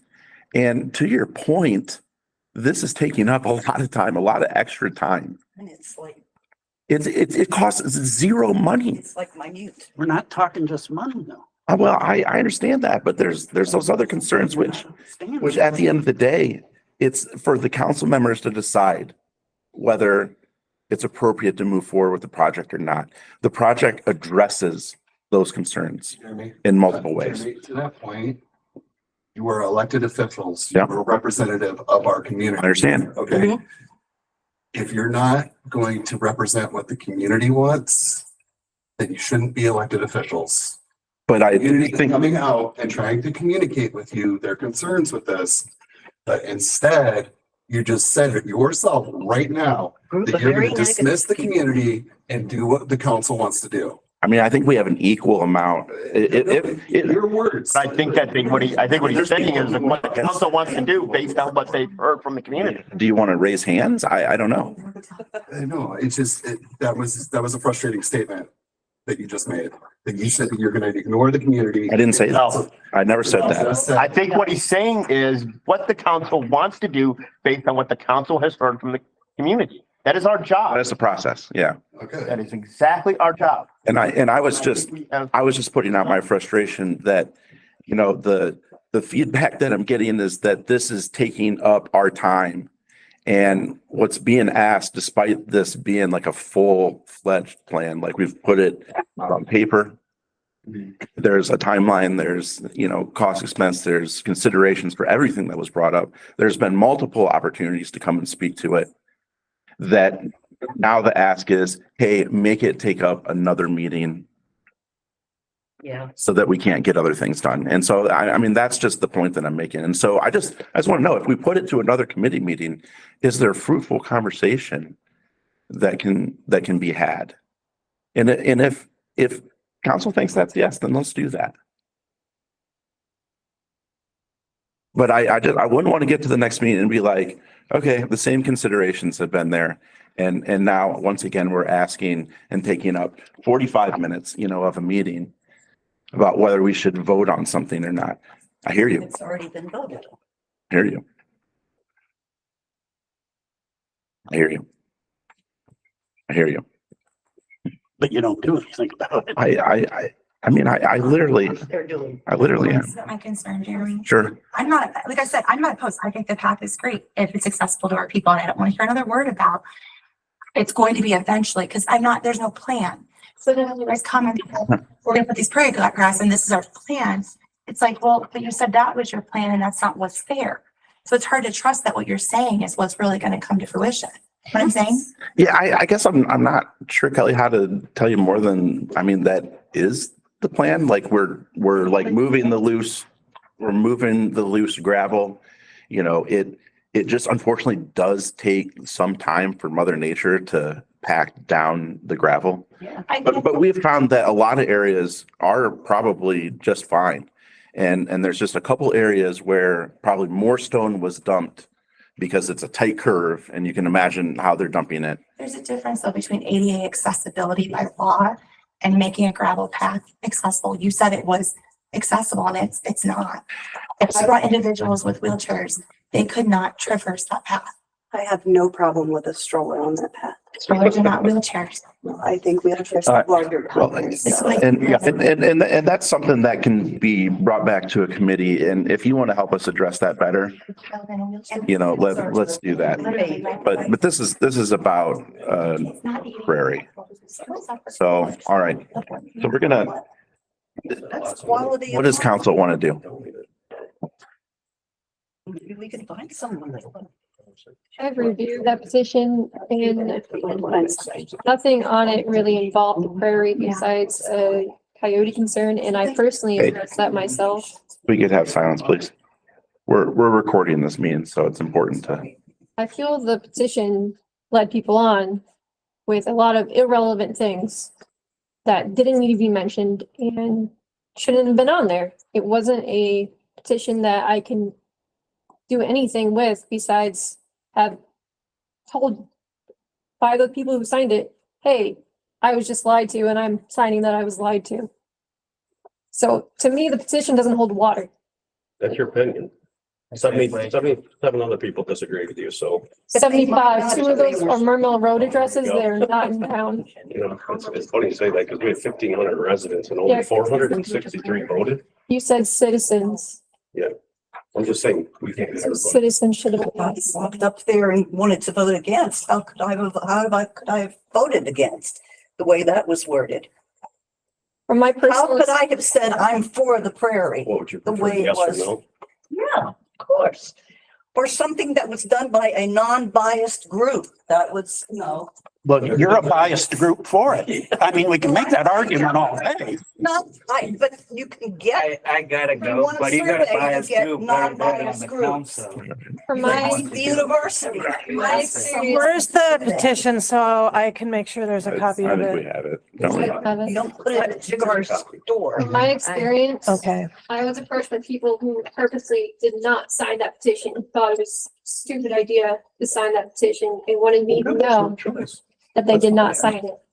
So there are So- people out there who are. Petition is a matter of free speech. I'm not. And that's what they're doing. And you're trying to negate what people send in as free speech. I know, and I guess what I was saying though is that there were things on that petition that were being addressed, and I think it would have been better to reach out to the village to help you with that, I mean, What would you have done differently? I mean, we would have pointed out some of those things that are inconsistent on there. We are not trying to stop you from petitioning.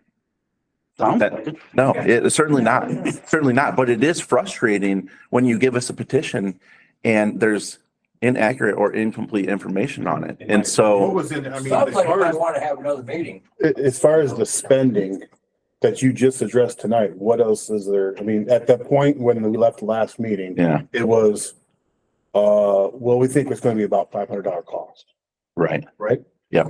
They fed on that cost factor and then assumed that there was gonna be a maintenance and all this other stuff. So there's nothing fictitious about what they started the petition for, with the exception of the fact that now you have accrued funding that they did not know about at that time. So therefore, there's nothing really facetious about this. But there was, Petition to cease and stop the process. 77 people or 75 voted against it. But yet we see these people, yeah, I got my hand up. We have all these events up there and I get it. But what is there, how do we go about doing to validate that, like a for and against thing that we could put on? you could, council could, suggest a vote to stop the prairie. So instead of voting for the prairie, you could vote to cease and desist. Like you said, going back to the committees is not gonna, I mean, you've already done that. My concern, yeah. But my problem I have is that, I mean, I think some of the stuff has been done without proper communication, and it's. What part, Rick? I mean, we put out the timeline. Recently. We talked about, all of Recently, the, we've started doing it after the pressure's been on. right, About the prairie. but not about this. I mean, this has been put on the table. There's been a document shared, to the internet, shared, to all kinds of Facebook groups. There's been communication put out to see if people are in favor or not in favor or don't care. But if you vote no, it did not register. It's not true. I don't. So it was. Plenty of people that voted no. I saw that. What would it I've take been running the For Facebook page council for Weston. from to the vote very whether to beginning. put this on a ballot or not and let the public decide, the voters decide? What is the cost to do something like that? What have you got to lose? I mean, Other than the public. Gary, put it on the ballot would be asking them for more money. No, you're not asking. Something on the, You can't put that on there. Someone say, no, that is what council is here for, to make those decisions. You don't put, whether we're gonna spend something out of the general fund or, you got donated money. but the donated money would come in certified to the general fund. We're at the point right now where. Donated in kind. Yeah, I mean, that's what it is. I mean, we have 75 people in this village that are saying no, and obviously, So- we have uncertain. I don't know how many saying yes either. A lot of votes. Yeah, we're still on the second topic of the agenda. So Rick, are you asking council for a vote to stop? I'm just trying to clarify that we're not gonna go back to committee. Yeah, so we need to figure out what we're doing. Is it going back to committee and is it gonna be fruitful? I would like it to go back to committee. I'd like to put a motion on the table to vote whether we should put it to committee. All right. What are we doing in committee? I would like to review our donation policy. I'd like to consult legal and make sure that the donations are, which I do believe they are. We do take donations for a specific line item with the Western Sports Initiative, but I'd like to clarify that. I'd also like to look at options to get community feedback for and against options, because I believe there are people in the community that are equally for it. And I think this can be considered our second reading. We talked about it last time. We can bring it up in 2 weeks and talk about it again. We could probably do most of it through the emails. It's not pushing our plan back beyond the February seating event, January, February seating event, to push it back to community development in the council meeting after that. I'm not concerned with another couple weeks. I'm not so caught up in who is right and who's wrong to not have the conversation outside of this room and force it right now. Agree. All right. Second that. All in favor? Okay. Any opposed? All right. So we will have another opportunity for, to talk about it in community development meeting, and then the following council meeting.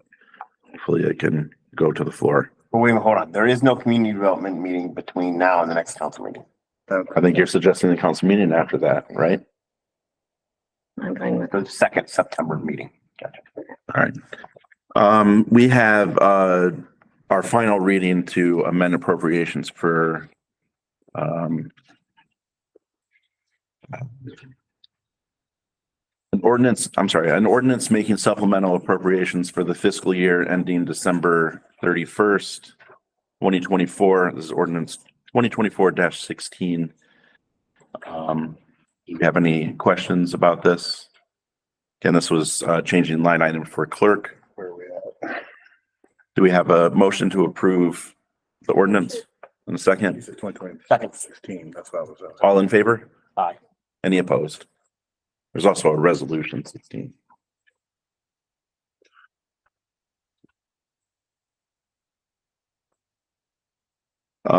We have, it addresses the ordinance 2024-8. That's why that might be confusing. We have emergency reading of ordinance 2024-14 mowing assessments. This is an ordinance authorizing the special short-term assessment on certain parcels of real estate in the village of Weston for benefits received as a result of cutting noxious weeds / grasses, certification to the Wood County Auditor for placement of charges on the tax duplicate, and declaring an emergency. So we've given opportunity for those people to speak to their. Make a motion to suspend the rules. We have motion. Second. And a roll call, Mr. Warner, Mr. Meyerhold, Yes. Ms. Suser, Yes. Mr. Easterwood, Yes. Ms. Klukowski, Yes. and a motion to approve ordinance 2024-14. So move. Second. All in favor? Any opposed? Just a quick report from me. Just wanted to mention that I had a really awesome meeting with the Habitat for Humanity site selection committee. They looked at 7 different properties in Weston, and it's exciting to see that some of the properties even have structures on them. And so they're really opening up the type of properties that they're looking at taking on. So be exciting to see what comes of that. You have a list of those addresses by chance? Sure, I could share them with you personally. Yeah. And Jeremy, just as a point, they are purchasing the building to open the Habitat store in Bowling Green. That's Yeah. been- Yeah. So BG rental. Store. Mhm, BG rental. Yeah, it's gonna, yeah, where BG Rental was, yeah. Mhm, but it's good. And I'll leave it at that. Anything for Stephanie, anything for council? In the one folder is a liquor permit. You will have to either approve it or request a hearing. We have to get that back to the Department of Commerce. That's for the horns and halos. Does anyone have any requests to have a hearing? My motion to approve. Yeah. Second, all in favor? Any opposed? Who was second? Jessica? All right, anything additional? Nope. Thank you. Harold, anything for council? All right, anything for Harold? I did want to also mention that I had some, kind of key conversations, and so I appreciate all that feedback and specifically coming out of that and working, with Harold to, kind of address some of the administrator responsibilities, going above and beyond, what we're doing now. And I hear that, and we're committed to working on better processes there. And so we're I'm hearing you. We're working on that. Anything, just to report to Ken? Okay. Committee report, cemetery, I know we can speak to, Oh, yeah, I had an email pulled up. Let me pull it back up again. they had a meeting on the 8th.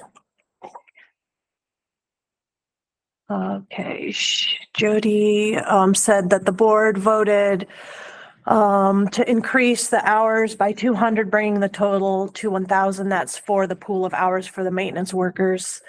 And then requested us to increase the appropriations accordingly. They will reevaluate at the end of season to determine what changes need to be made for next year. And then also he provided a copy of new rules and regulations that they have been working on. And the board gave final approval on that. So there's also I believe a resolution on the or an ordinance on the agenda to approve the rules. Once that's all approved, they plan to put a pamphlet together that gets mailed out with deeds, with the rules, and then have updated signs made. And then also post on the website and at the maintenance building out at the cemetery. And that's all that. Are these, have we had these rules before as far as being sent with the deed to owners and whatever? Is this a new? They're updating their current rules, Just, yeah. but they do send them out with the deeds all the time? Okay, I didn't know. Yeah, I know they're working on, Like it was new. I know they're working on making a better pamphlet to better communicate that information. But what they're doing is literally changing our ordinance in our local code as far as the cemetery.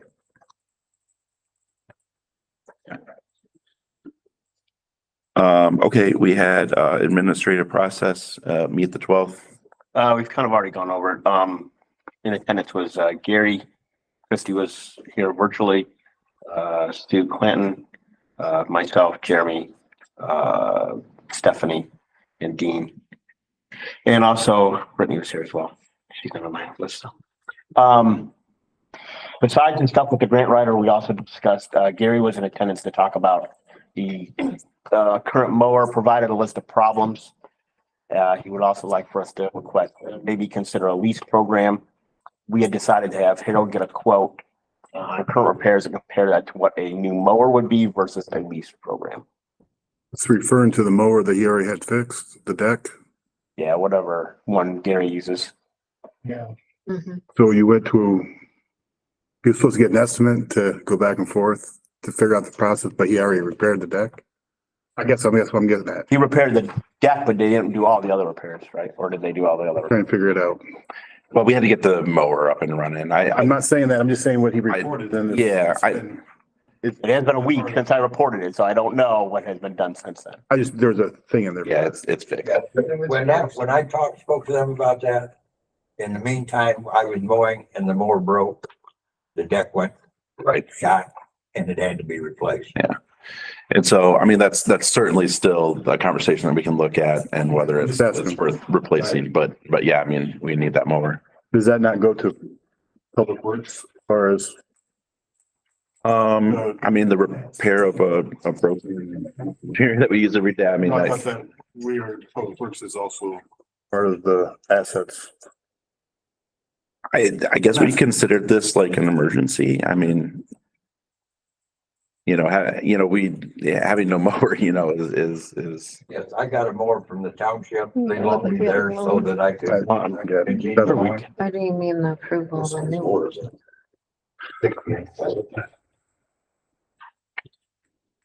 And the deck that they just purchased, put on the mower now, that can be put on a new mower. So all you gotta do is buy a mower.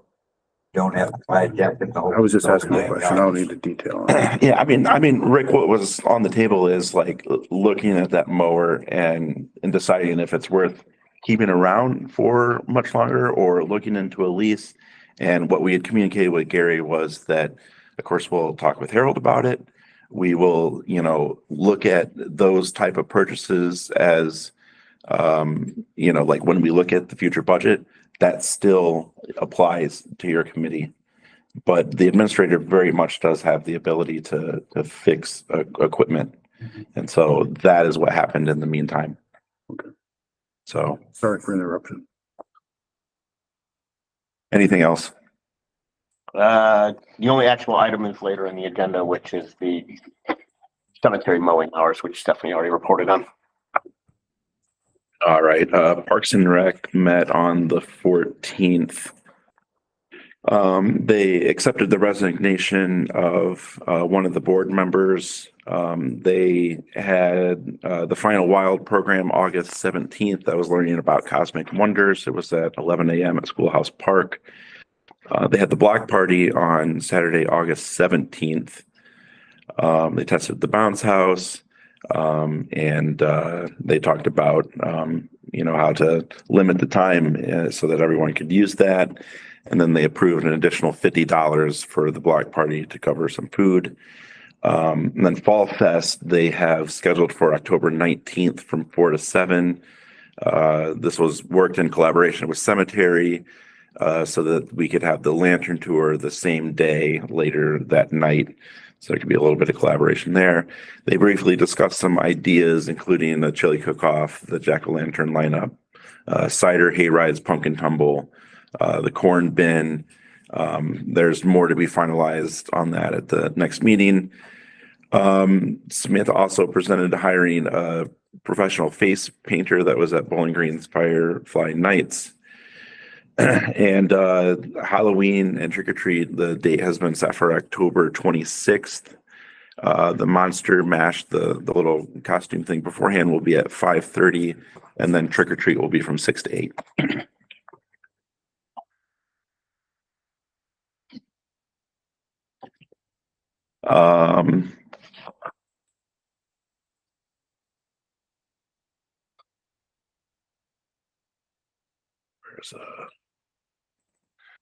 All right. On the 15th, Community Development and Public Affairs met. In attendance, Jeremy Schroeder, Dean Babcock, Craig Warner, Ken Taylor, Rob Meyerholtz, Craig Blair, Alaire Blair, Josh Shappett, and Jigar Patel. There was an initial discussion regarding the priority of the needs of the village and a request for more detailed proposals generated by council/committee activity. Mr. Shappett also expressed concern for the divisive environment surrounding social media exchanges in the village. The Keeler Prairie project was, the proposal was discussed at length, particularly aspects of possible or hoped for benefits to the village in general. Mrs. Blair expressed concern about the need to use a herbicide, but was assured that the area would be roped off and have appropriate signage when applications took place. The Blairs indicated that they were present to express general support for the prairie. The mayor informed the group that a consortium of organizations and businesses had pledged both financial and material support in excess of the estimated costs. The proposal appeared to be generally acceptable to those present. Due to the citizen request, a proposal to purchase benches along the path was also put forward. And then finally, Mr. Taylor gave his opinion on not including solar panel regulation in our zoning ordinances. And Mr. Meyerholtz presented the idea of adding accessory dwelling unit, AKA tiny house options for village residents in the proposed subdivision code.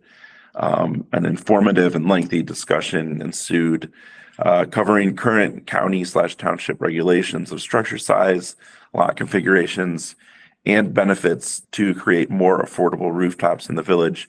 It was decided to move ahead in committee as it could put the village in the forefront in the county accepting this type of housing. So there'll be further discussion on the subdivision code. And then on the 13th, the Sports Initiative Board met. In attendance was the entire board, myself and Jeremy. Main points from it, there will be a fall adult league done by Paul Krakowski, and they would be run through the board. They observed it. They took inventory and they need to get with Harold about where to store in the maintenance building, all the equipment. They were presented by Ms. Zamarippa, the rough draft for the nonprofit bylaws and communities policy. And they're going to review that and then approve it at their next meeting pending any changes to it. The goal is to have the 501c3 startup by the end of the year. First of the next year. Actionable items, ask administrative process to move the porta pot out of the WSIB budget to a different line item. Banners need to come down, Harold, please.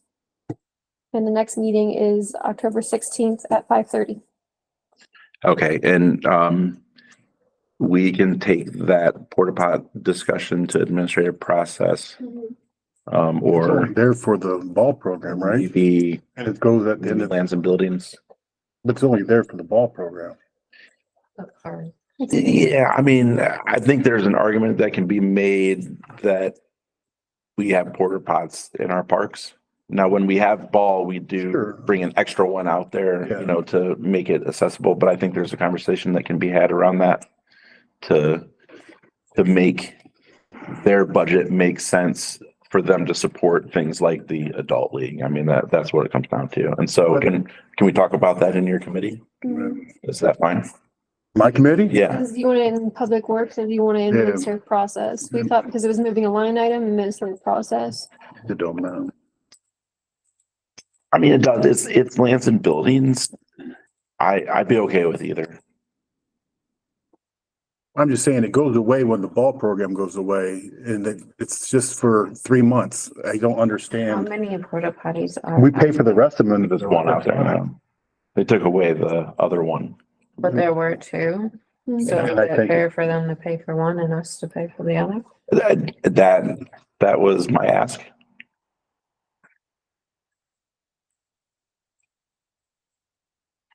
Terry pays for theirs. Absolutely. We pay for the other ones in the park. So I mean, I'm getting at it. I don't think it should be taken away and put to the parks. I think it should stay with the ball program.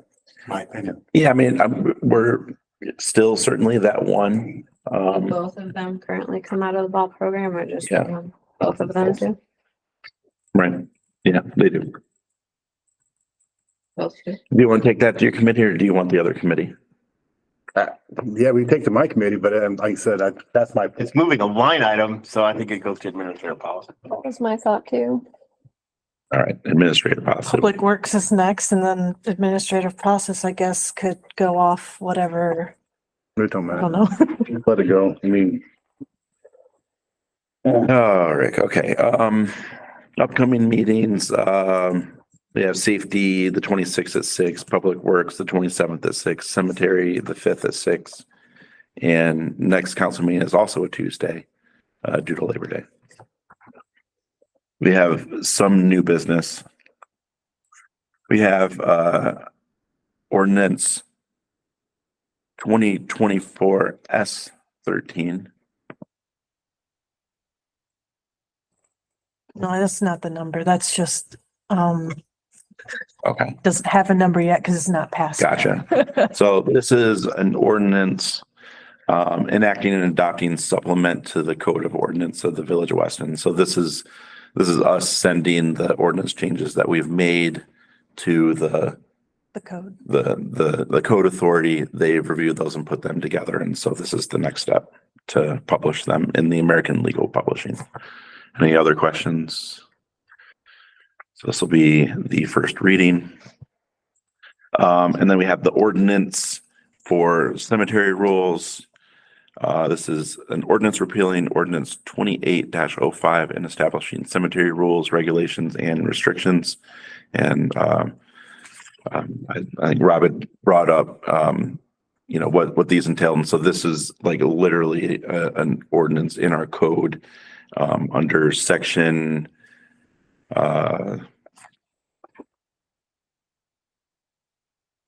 I guess it doesn't, it's just, what 121 dot, no, I'm sorry. It doesn't say in here, but this replaces the section in our municipal code about cemetery.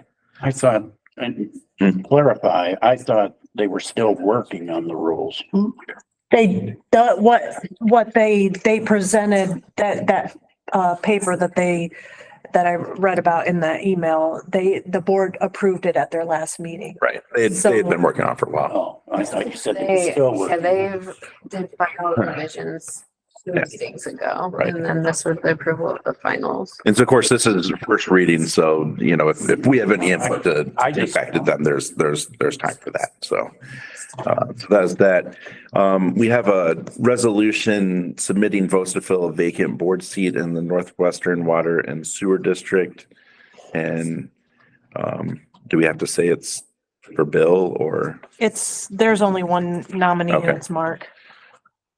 oh, Mark, I'm sorry, yeah. And I thought that was already done. That was us nominating I him. know the This is- nomination, but I thought the voting had already been done. This is to vote, yeah. So it'd be first reading on that, I guess. Their process is. Okay, and then we have resolution 2024-14, resolution accepting the amounts and rates as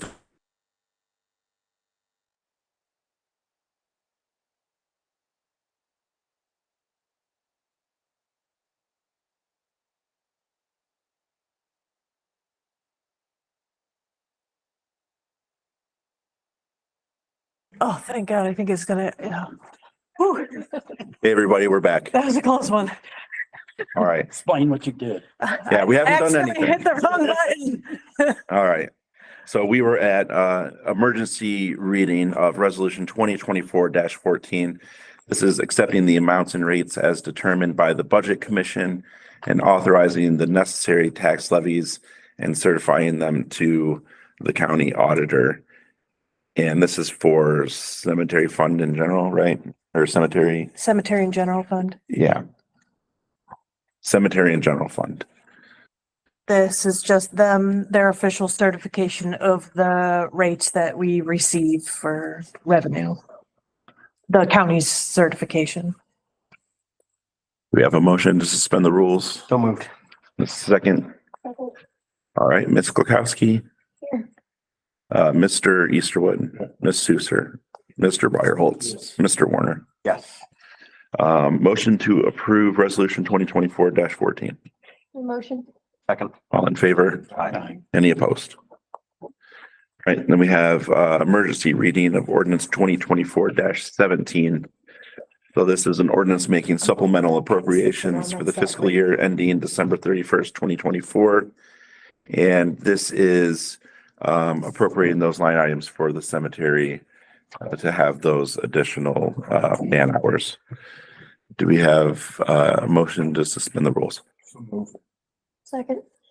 Roll call, Ms. Klukowski, Mr. Easterwood, Ms. Suser, Mr. Meyerholtz, Yes. Mr. Warner, Yes. and a motion to approve 2024-17. Motion. Second. All in favor? Any opposed? Has council had a chance to review the bills? And yeah, as Rick pointed out, we did have a back. repair in there. Go ahead. I was remembering the tree service bill, an invoice for 418. Okay. I mean, I thought we already paid them once for something. Is that the same bill? Rose. One was for cemetery, and was there two in there? Was it Two, but one was for cemetery and one was, one was from 418. oh, Date 418, I thought we already took care. oh, that was the way that he does his invoicing. So when he made out the quote, it was dated, I noticed that too. It was dated 418, but the work was done, what, just last month? Yeah. Yeah. It sounds like he made a mistake. I was just. Yeah, he just like copies his quote page when he bills us. Did we put another toilet in the post office from last month? We approved the bill for that. So about that. Yeah, it was in the Toilet bills in there. again. Yeah, so you're gonna have one folder is stuff that hasn't been paid. I The understand. second folder is stuff that is paid. So maybe. So when you maybe approve was it, it's the- gonna go to the next folder I didn't as notice that the from previous ones. Yeah, that's how I've been doing it. So your two different folders. One is stuff that's not approved, and then when you approve it, it comes through again as when UAN generates my payment listing, so. Well, it wasn't just on the listing, it was the Yeah. actual bill. Yeah. That's why Yeah, it's kind of weird. but went to the second folder. Yeah. All right, Sue, anything for council? You're our only Who visitor. was We didn't go that didn't far. vote on? I make a motion to pay the. Oh, I'm sorry. Motion second. All in favor? Aye. Any opposed? All right. I did talk to Ruth Ann House, who's the executive director of the Great Lakes Community. What do they stand for now? Great Lakes Community Action Partnership, GLCAP, and I'm on that board for them, serving as the county rep. And she's certainly willing to get someone over here. Their program, formerly WSOS, for those who realized the meeting that I attended that people didn't know of things. Years and years ago, they did a study for Weston. I think when Joe was involved in that. And there are all kinds of things that come up that might be something beneficial for the community that they could tag on. Of course, they're very much grant driven, and they're serving now, not just the 4 counties. I think it's like 11 counties where they have different programs up into Michigan as well. And programs, the repair programs for the houses, just all kinds of things that they do. They do have economic development division, a housing division. Of course, they do Head Start here in the county, and just a variety. I mean, it's just too many to even say, but she's willing to send someone over to council to do a presentation. And I just gave her Stephanie's name and number, or, if there's interest in just being educated on what the community actions do and the kinds of programs they have, because it would take more than 15 minutes. I mean, it really would. And it's a very, there's a lot of things that people can tag onto if you know about it. And if you don't, Right. Okay. Yeah, so just keep that in Yeah, mind. appreciate that, Sue. That I have that, and that I did give her Stephanie's information. Also, on the president of the Senior Centers Foundation Board. And so if you ever need anything taken to them, let me know. 'Cause we just really try to get your money. That's. All right, great. Gary, anything additional? Yeah, the meeting we had the other day down at the shop. Mhm. What was that supposedly all before? Like, I just seem to think that we're not putting the hours in, or we're just ripping them off, or. No, not at That's all. kind of the impression I got, and I was a little upset after you left. Yeah, Thinking about it. so what me and Gary looked at were the areas that we had mowed. You and who? Harold. Oh, Me and Gary, right? And Harold. All 3 of us, right? Harold. yeah, and Harold. Did I say Gerald? I want to keep track of Just call him our Gerald. hours and Harold, that- and what we do hour by hour, and Right. I don't understand it. Yeah, I don't All of think, a sudden it seems to be an issue. I don't think that's the ask. I see the concern. The committee just wanting to make sure that we're being efficient with our time and that we're able to be accountable for the things that we do, because we get all kinds of questions and those people want to be able to have answers. And so sometimes that involves looking at some of the things we do more closely. And I think that's, kind of the result of that. And so what we I did think if somebody's questioned what we do and how we do it, and how long. all day, every day. And then that's, You tell them to come and ask me, and I'll tell them. Hey, Gary, that's not, what was presented to us at the beginning of the year was have a more detailed description of what we take in committees. right. And Harold provides us with supposed to be a detailed report. Okay, and all we did was ask Harold to elaborate on this detailed report a little bit, because at the time it was like we put the guys on the dumpster, and that is public record on here. And we just want to make sure that, if he spent, this was the question I had with him. If he spent 2 hours talking to a contractor, that is part of his administrative job, right? That's all. We were asking what all in detail, hour wise. You spent 4 hours on the mower? Great, cool. We don't care what lot you did. We just wanted to know where those hours and stuff were going. That was all. I mean, nothing to saying that anybody maliciously thinks that you were doing, or anybody was doing anything maliciously. It was trying to be more cohesive on our detailed report. And as far as money being spent, he doesn't spend money on this town's money unless he goes through Stephanie and makes sure everything's okay and up to par, or he don't do it. No. All right. Well, thank you for speaking to that. Well, Yeah. And specifically, I know that, we had some concern about mowing the outskirts. And so I did go over with Gary where exactly we're mowing. And so we can look at the argument for doing that and addressing some concerns. So, I mean, we have had some concern about what we're mowing, but about that. What's that? The outskirts of town, like down Western Road. On the one side, it's all part of town.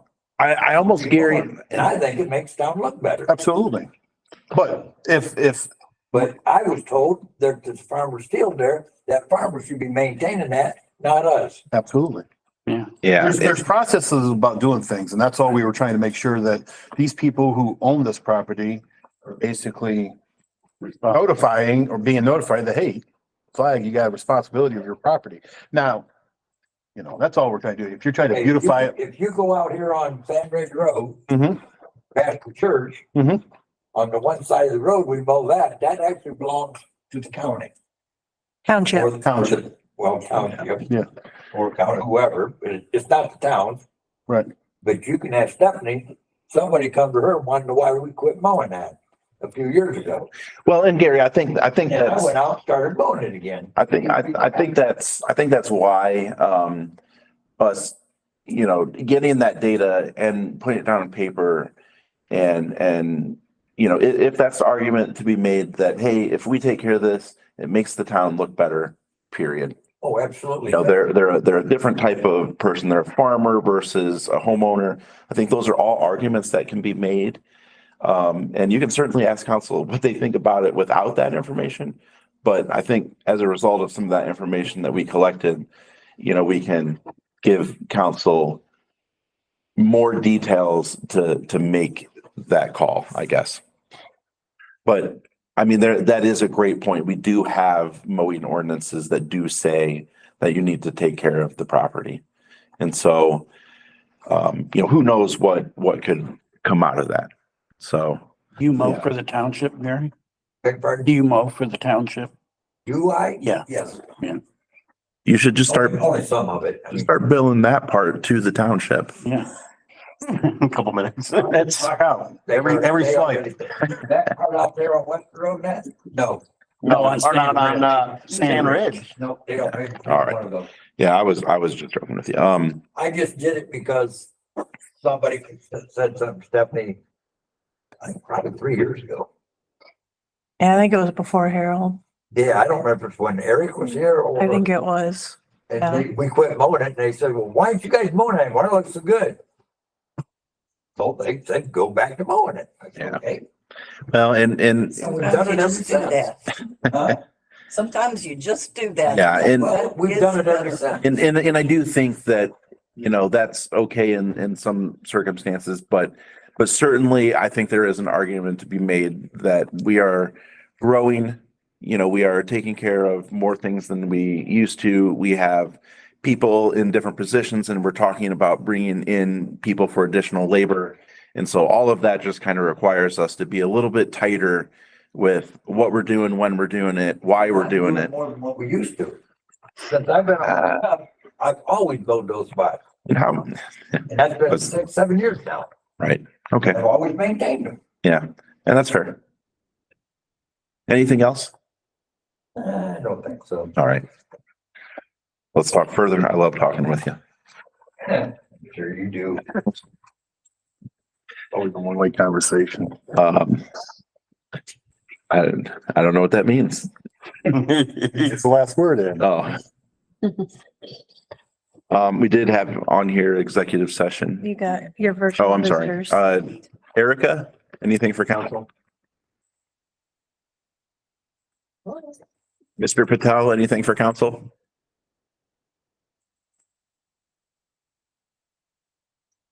Mrs. Patel, anything for council? Looks to me like you probably cut them Nope, off. and I'm took the good. Screenshot. Oh, they're good. All right, appreciate you. Session, I would like to point out that we did push something to the Community Development Committee to review before the second September council meeting, and the second September council meeting is on the 16th, and Community Development does not meet until the 17th. So we would have to move the Community Development meeting if we wanted to discuss the prairie and then vote on it on the second September meeting. And I propose moving the Community Development Committee meeting to the 10th, if that's agreeable with the committee members. I'm not on that committee. Yeah. It's fine with me. So when are we going to discuss the petition? I mean, I'm here just wanting to move the committee. I'm not open to discussion right now. I just want to move the committee meeting so we can have a discussion in the committee. yeah, certainly, actually, that could be talked about in the committee or at the next council meeting. So, is it agreeable with the committee to move it to the 10th, and we can confirm with Dean? I think it's important to get that date out there. So if we're gonna change it, we need to do it. 10th, 6 o'clock.